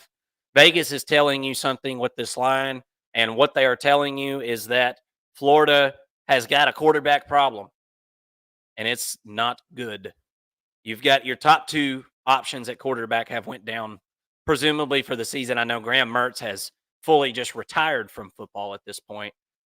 So you can rule him out of the equation, obviously, with that bad knee injury he had. And then Lagway this past weekend, I'm pretty sure that he either partially or fully tore his hamstring. It's what it looked like to me on the screen. His foot slipped. I saw that muscle contract into a ball. That's usually a good sign that something snapped and curled up in there, right? Certainly wasn't a cramp as he was carried off the field and put on a cart and everything. So with all that being said, Aiden Warner's not going to be able to get it done against this Texas defense, Mason. What's the status with the running backs for Florida? What is he? When is he coming back? He was in street clothes over there for the Georgia game. Do you have any idea Yeah. when he? Yeah, not sure. It seems like he's inching his way back into playing. We're talking about Montreal Johnson, of course, the leading rusher for this Gators football team. I don't know if it matters much though. I mean, I saw some good things from Jacoby Jackson. I saw some good things from Jaden Baugh against Georgia, the true freshman. Montreal Johnson gives you a boost, certainly, right? But we're talking about a running back, possibly coming back. Not the quarterback. We're talking about a running back. Does Eugene Wilson come back? That's a big player there that could help out a quarterback as well. I don't know. I don't have an injury. Let us know in the comment or anything section, like guys. that. Yeah. I'm anxious to see. That's the biggest question for me for Florida in this football game. I mean, we had this game circled last week. Before the Georgia-Florida game was played, we certainly thought Lagway was going to be playing in this one, and thought this was a potential upset game for Texas. Now that's not looking to be the case, but Aiden Warner getting snaps with the ones all week in practice. Does he find some momentum? Do they build a game plan around Aiden Warner and try to maybe create some trick plays and things like that? I mean, that's the type of football game that Florida's going to need in order to beat Texas, to beat the Texas defense. I think that Florida's defense is going to hold up pretty well. I do think that this will be a little bit of a football game there in the first quarter, and then maybe the second quarter things start to kind of slip away. I feel like Texas is going to win this and potentially cover. That's a huge spread. I think I would stay away from that just because we've seen the Texas offense sputter throughout the season, really. But Florida's offense is just absolutely banged up, and I don't have any other way to put it at this point. Without a quarterback, down to your third string quarterback, it's going to be really tough to win at Texas. Nonetheless, I don't really like this look for the Gators now. Yeah, man, it's going to be tough to do it with the third string quarterback, and not to mention, I felt bad for the guy this past week. I mean, he got thrown into a situation against Georgia that it was a hill that was insurmountable to pass for him. And this Texas secondary is, I think it's better than Georgia's at this point. I think the Texas secondary is really good. But I also think that Texas is going to give up some yards on the ground. I think Florida will be able to run it a little bit, but there's no guessing what this Florida team's going to do. You know what they're going to do, right? And there's not a Herschel Walker, at running back for Florida, right? There's not a, there's none of that. There's not a Reggie Bush or something, man. I mean, there's not a Ashton Genty. So if Texas knows what's coming, and they do, are they able to stop it? I think so.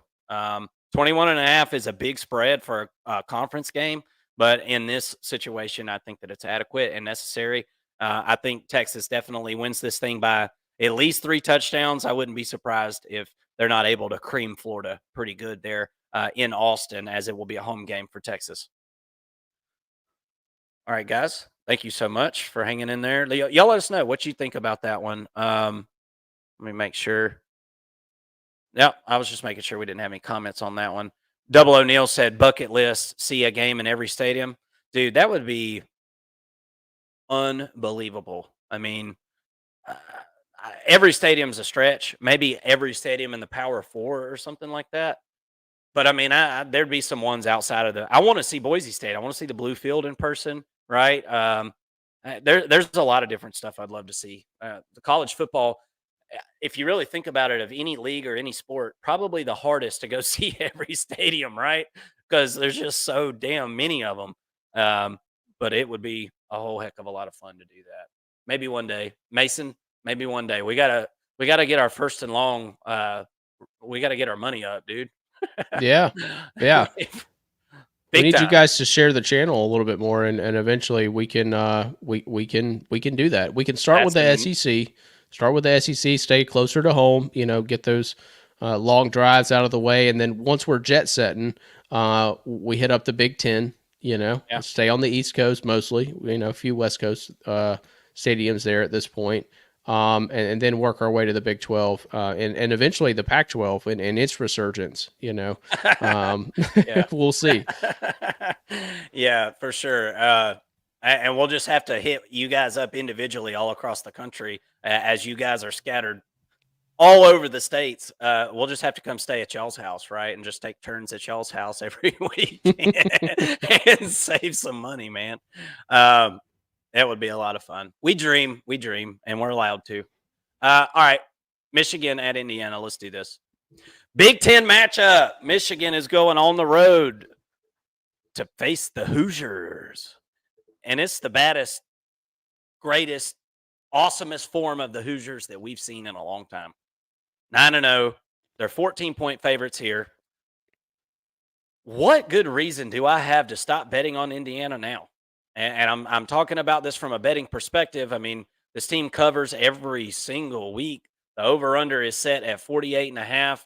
That tells you right there, double digit spread with a over-under that's under 50. This is Vegas telling you that Michigan doesn't stand a chance in this football game. I absolutely like Indiana to cover this thing again. This team is, if not the most, one of the most consistent teams in the country. There's no reason to bet against them right now.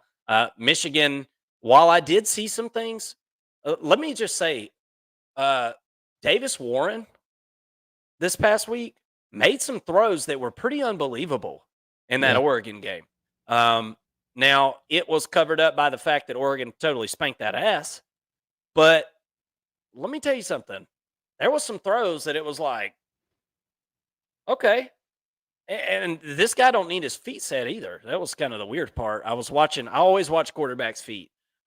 Something, that drives me crazy about Carson Beck right now. Every time he throws a bad throw, his feet are moving right now. And it tells you something about these quarterbacks. Davis Warren, his feet moving was more of on design, right? Rollouts, things like that, move the pocket. That's not the case with Carson Beck, so maybe that was a bad comparison. But I was impressed. I thought there was a little bit of a half a page turned, I guess you could say. We'll see if it translates over to this game. Curtis Rourke made his return at quarterback for Indiana this past week. Wore a glove on the hand. Seemed fine enough to me, Mason. This team just kept marching along. What do you think about this game? Well, I think Michigan's got to run the football somehow against Indiana. They've kind of been back and forth between Khalil Mullings and Donovan Edwards, Alex Orji. Obviously, I think that they're actually using Alex Orji pretty effectively. They're keeping defenses on their toes. Not really. They're passing just enough when Orji is in to make the defense kind of second guess. If it's run or pass that's coming at them. So I think for a 2 quarterback system, this one is somewhat effective. Now it definitely wasn't early in the year, but they found a passer in Davis Warren who could kind of be a little bit of problematic and a little bit of a thorn in the side of the Hoosiers this weekend. Colston Loveland, though, is kind of your only pass catcher, and I think that's what really limits this Michigan team and this Michigan offense. When you're only going to the tight end, it just limits things completely. I mean, Samaj Morgan was supposed to be, some great receiver. He hasn't really lived up to the billing. So I feel like with Michigan's offense, they're just extremely limited, a little bit one-dimensional as a run-first team. But they know going into this football game that they're going to have to pass the football. I think that they will have some pretty good packages for Indiana in this football game. They're at this point in the season, Michigan is playing upset And nobody would have expected Michigan to be playing upset against Indiana in this football game, but that is very much so the case. Indiana has looked phenomenal all year long. It doesn't matter who they're facing. They absolutely throttled a Nebraska defense that I would say is pretty comparable to Michigan's at this point in the season. They absolutely throttled Michigan's little brother in Michigan State, who probably has a better defense than Michigan at this point in the season as well. Now you got to go face Big Brother. Big Brother hadn't been too good here as of late, but I do think Michigan is a better all around football team than Michigan State. Look, Michigan could win this game. I wouldn't put it past Michigan to kind of come in and just play a little bit more physical. But Indiana has looked phenomenal all year long. I have no reason to bet against them at this point in the season. Curtis Warwick has looked absolutely phenomenal. Had he not gone down with the injury, I think he is a Heisman finalist by the end of the year with the season that he's had. I really like the Hoosiers in this one. I think that they win. I think on the Thursday betting show, I might have them pick to win and cover even. They play for 4 quarters. I mean, in this past week, I guess that's not a great example. They didn't put up any points in the first quarter, but there was no quitting them. They didn't go up big and then just sit down. They kept scoring, and I really like the composure that this team has. Could be tested in this one a little bit, but I like the Hoosiers to win and win big. Yeah, join us Thursday. We've got a betting show every single Thursday night, and this Indiana will certainly make an appearance on the betting show because I've been betting on Indiana every single week, and they're a sure thing for a win. But we appreciate you watching the First and Long College Football Show. If you're a Michigan fan, if you're an Indiana fan, we hope that you'll come hang out with us again, and we hope you'll consider hitting that subscribe button and hit that like button so other fellow Big Ten fans and college football fans alike can help. You can help them find our channel here at First and Long and come help out building the most awesome community in college football amongst YouTube. We certainly would appreciate it. Good luck this weekend. Indiana's going to spank that ass. Cut that out. Indiana. So let me explain this. If you're new to the show, I'm not schizophrenic. I'm not doing 2 shows at once. Well, I kind of am. What we're doing here is we do the live show and you guys come and hang out. We like to have y'all in the comment section, all that stuff, hang out with us. But we're recording clips. And if you've been around here for a while, you've caught on to that. If you're new here, like I said, I'm not schizophrenic or something. I'm just kind of snapping into doing a video mode and then snapping back into live show mode. So forgive me as I let my hair down in between these breakdowns. We've got 2 more to go, guys. We're going to close this out, and as you can tell, we're moving a little quicker than we normally do on these early week breakdowns. But that's kind of the point of these. Y'all let us know in the comment section what you think. All right, it's an ACC showdown, Mason. It's Clemson at Virginia Tech. Virginia Tech is a 6.5-point dog at home after a overtime defeat last week against Syracuse. And, of course, Clemson taking an L to the big L, that is Louisville. They're at home in Death Valley. Pretty excruciating loss for Clemson in that one, as, Clemson really only scored 7 points all the way until the fourth quarter of that game. And Louisville's been a team that's given up a lot of points, and Clemson has been a team that we talked about this year, Mason, that the offense has gotten a lot better. It looked like it kind of reverted back to what our preconceived notion of this offense was from last year a little bit. Not a great showing from wide receivers this past week. Nobody really relatively close to 100 yards. Nobody with a touchdown receiving. There might have been 1 receiving touchdown, but I digress. You see what I'm saying? The running attack was very good in this past week, and I'm interested to see how that translates over against Virginia Tech here on the road. This is going to be a raucous environment. Virginia Tech is one of those football teams where, maybe if they've only won 1 or 2 games in the year, you're not going to have some kind of big home field show out and all the fans show up. But this has been a team that's been in a lot of games this year, right? Games maybe they shouldn't have been in against Miami, right? Last week, they were right there could have, should have, maybe won that game last week. Virginia Tech is pesky, man, and they've got a decent little offensive system going on, with Kyron Drones, and I'm really interested to see how this Clemson defense is able to rebound after a loss like that. It seemed like a very frustrating loss for Clemson last week. How do you think they bounce back this week going on the road to Virginia Tech? Clemson has got to go put that behind them and go take care of business, man, because an ACC title is still on the line, even though they've got a loss. Yeah, I think Clemson has to be looking at everything and saying, all right, our backs are against the wall here. What can we do defensively against Colin Schlee and this Virginia Tech offensive attack? I really like Virginia Tech's running backs. I think they got a pretty good stable of backs there, and Coney and Thomas and Lane. Lane kind of being that third wheel there, but a pretty effective runner nonetheless. Without Kyron Drones in this football game, I think that you're missing that threat. Although Colin Schlee has run the ball a lot, he's not nearly as effective as Kyron Drones was. I don't think he's as good of a passer as Kyron Drones was. Not very effective in the Syracuse game. Started off pretty strong. I thought he played really well in the first half, but as the game went on, he made some mistakes. Some poor decisions, and ultimately Syracuse, I think, just kind of outplayed Virginia Tech.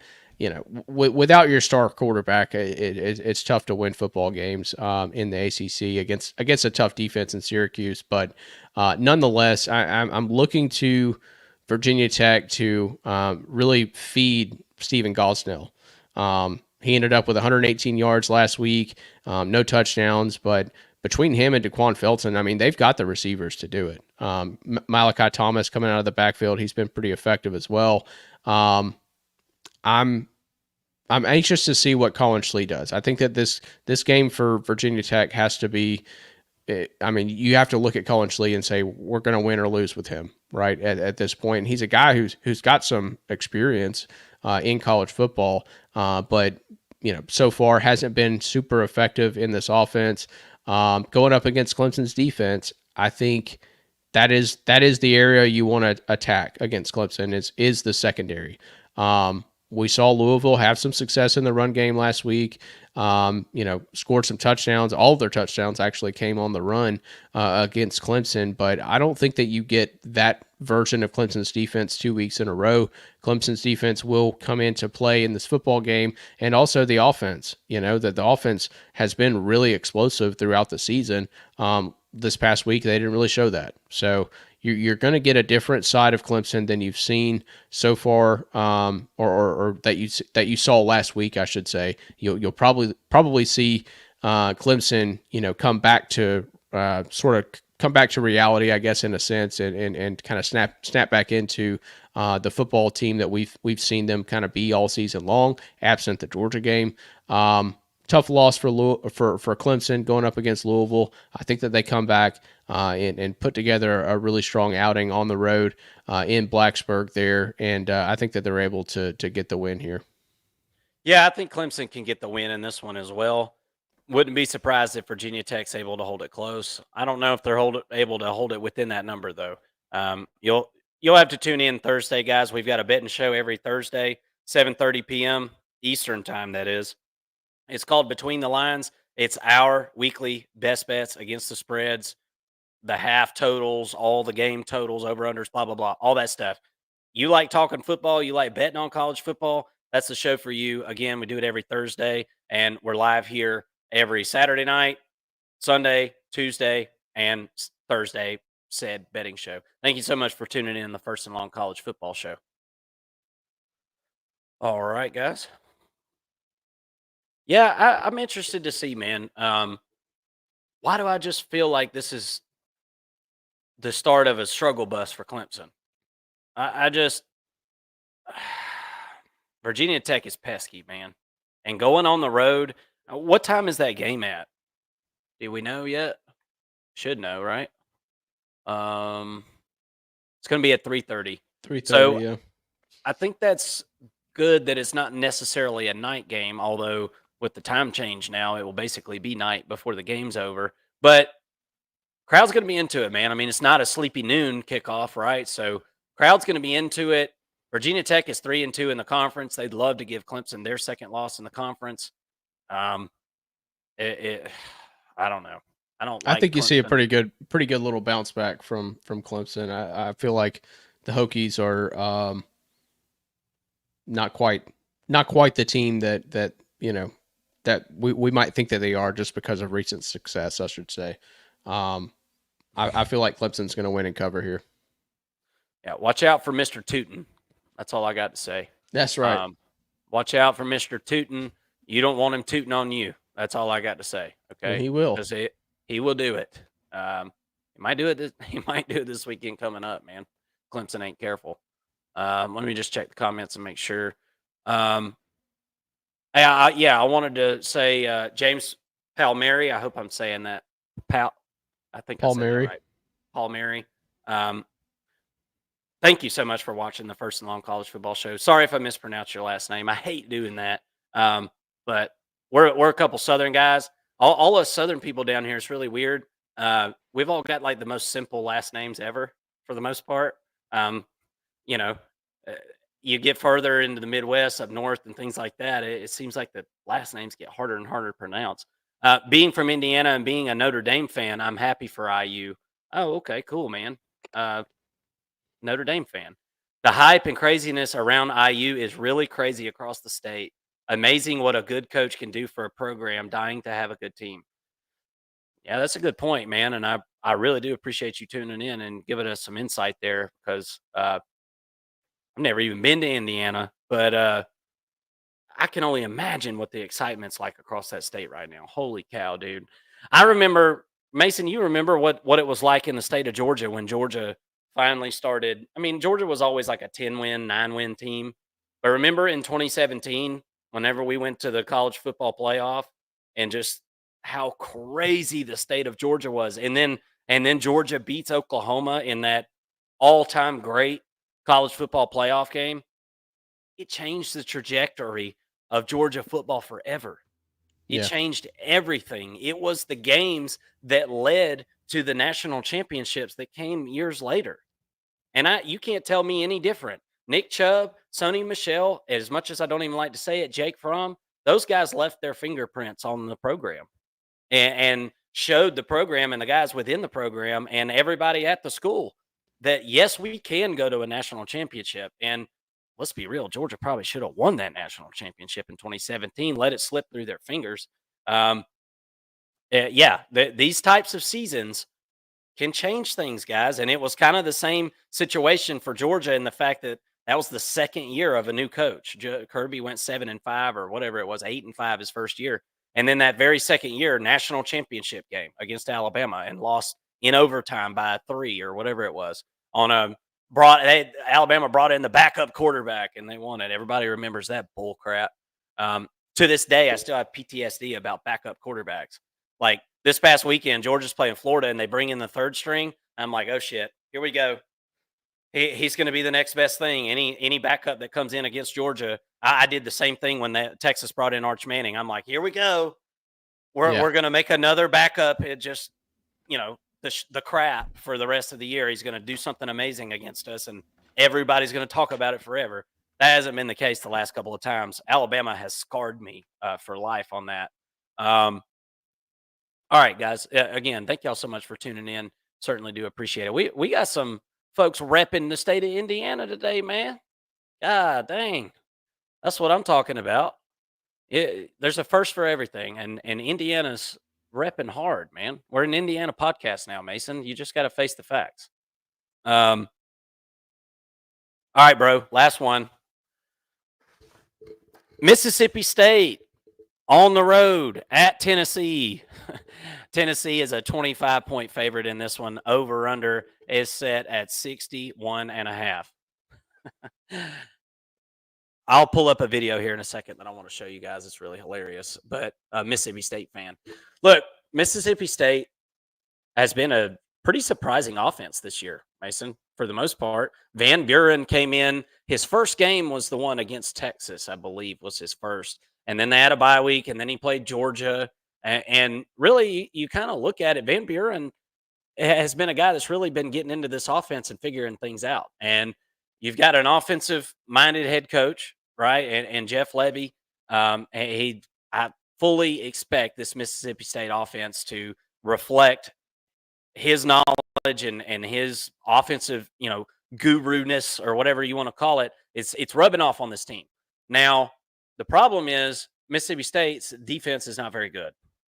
That's a really bad problem. And I don't think Mississippi State's very good against the run. And that presents an even bigger issue because what does Tennessee like to do, Mason? They like to run it. They are offensively a running football team. And I fully presume that they'd love to do that in this game. It serves multiple purposes. Not only is Mississippi State bad at stopping the run, Tennessee is good at it and would love nothing more than to be able to sustain drives, move the chains, keep the ball away from Mississippi State. Because Mississippi State is a team that you look at the record and it's not great. It doesn't look good. You see how big the spread is here. They can throw the ball around a little bit and they can hit an explosive play on you. So Tennessee secondary hasn't been tested a ton because the front seven's been so strong this year.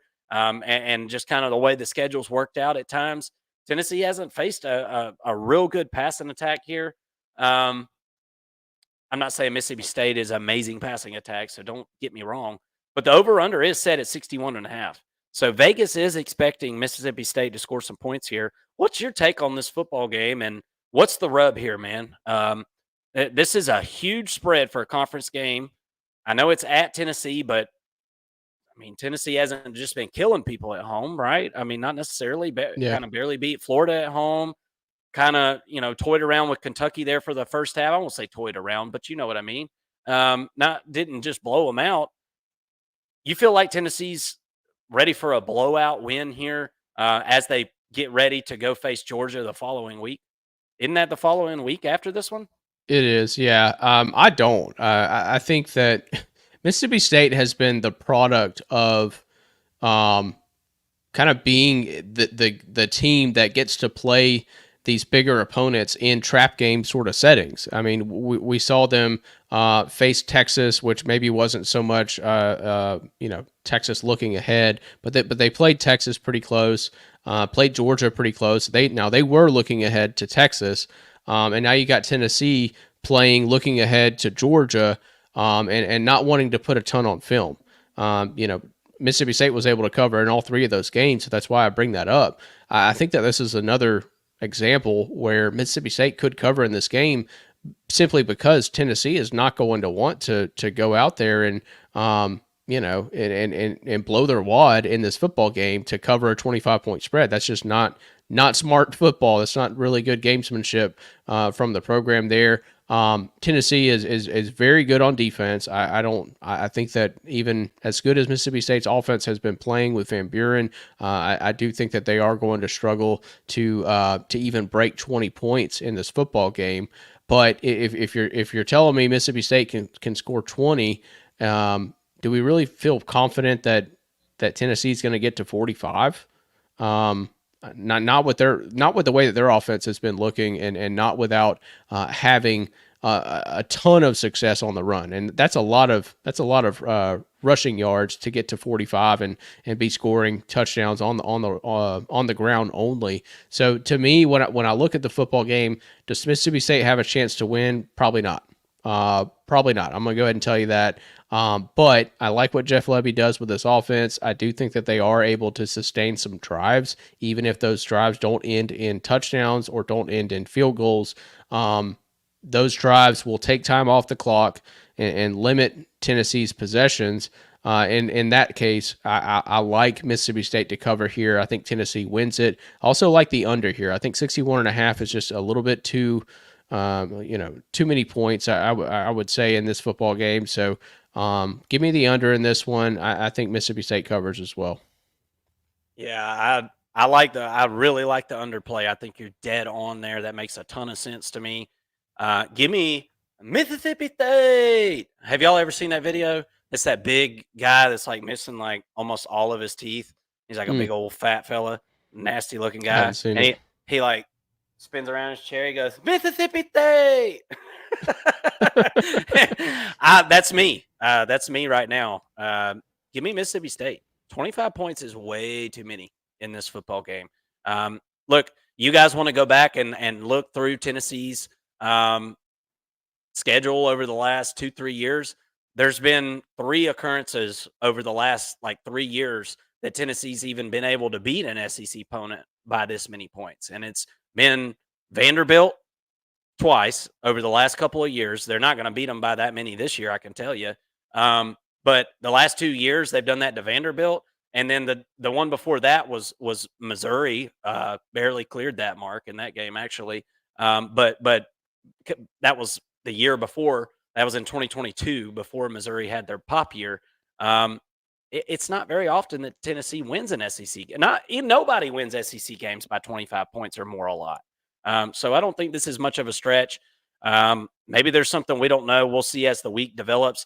We hope that you guys will come and hang out with us on Tuesday. We're going to break down some more games, but Thursday, we're definitely going to have some plays on the over-under and the spread on this game on our Thursday betting show. It's called Between the Lines here on First and Long College Football. And we'd love for you to come and join us and throw your best bets in the comments section, as we'll be giving you our best bets for Week 11. All right, guys. Double O'Neill asked in the comment section, he said, trap game. And yes, I fully 100% think this is a trap game. I don't think there's any doubt about it. Well, I think not so much a trap game in a sense that Mississippi State could win, right? But to me, it's a trap game in the sense that that Mississippi State can cover. I guess is my point there. I don't think that they have a chance at winning the football game, but if they play better defense, I would think it's a trap game for sure. Crazier things have happened, man. I don't think they're going to win either. I mean, Mississippi State hasn't won hardly any football games this year, so I don't think it's a stretch to say that they won't win. But this is college football after all, and that's what trap games do to you. I wouldn't be surprised at all to see this thing come down to the fourth quarter and Tennessee kind of run away with it there at the end. But in the SEC this season, anybody can beat anybody. We've seen some of the worst teams in the SEC beat teams that they didn't have any business beating. Kentucky being one of them. How did Kentucky beat Ole Miss? How did that happen? I don't. How did Alabama play like they played in the first half against Georgia, and Georgia's defense played that bad? I don't know. I don't get it. These are things that will keep scholars busy for a while, right? I don't know what happened, but Mississippi State's got one of those offenses where it's like, okay, they hit a couple of big plays, and then Nico, they need Nico to try to get them back in a game. And Tennessee's not a come from behind football team, I don't think, this year. Yeah. And if Mississippi State can get out to an early lead, they're going to give themselves a good chance at hanging around in this thing in the fourth quarter. And I don't think it's out of the realm of possibility, although I do think the most probable outcome is probably Tennessee by about 14 or so. I could see Tennessee winning this game 28-14. I could see Tennessee winning this game 28-17. That seems totally realistic to me. All right, guys, we're over 2 hours at this point. I think we did really good to get all that in 2 hours. I'm just going to be honest with you, because that was a whole lot of information. We're not going to leave you guys stranded again on Saturday night. We're going to go back to doing our Saturday night reaction show. This was, like we said, we had stuff going on this past weekend. I had to do some daddy stuff, got to go do some camping stuff and some hunting and do some man shit. And Mason had to go do man shit, right, for our country. So we won't do that to you guys again. We'll be back to do this man shit right here next Saturday night. We'll react. But before all that, we got Tuesday night, our big game breakdowns, previews, betting show. See you again Saturday night as well. Thank y'all so much for watching the First and Long College Football Show. Everybody that's new to the channel, thank you so much for joining. If you haven't hit the subscribe button, please go ahead and do it. And y'all hit that like button before you head out the door. Thank you so much for tuning in. Had a lot of fun with you guys tonight. We'll see you soon. Y'all have a good night.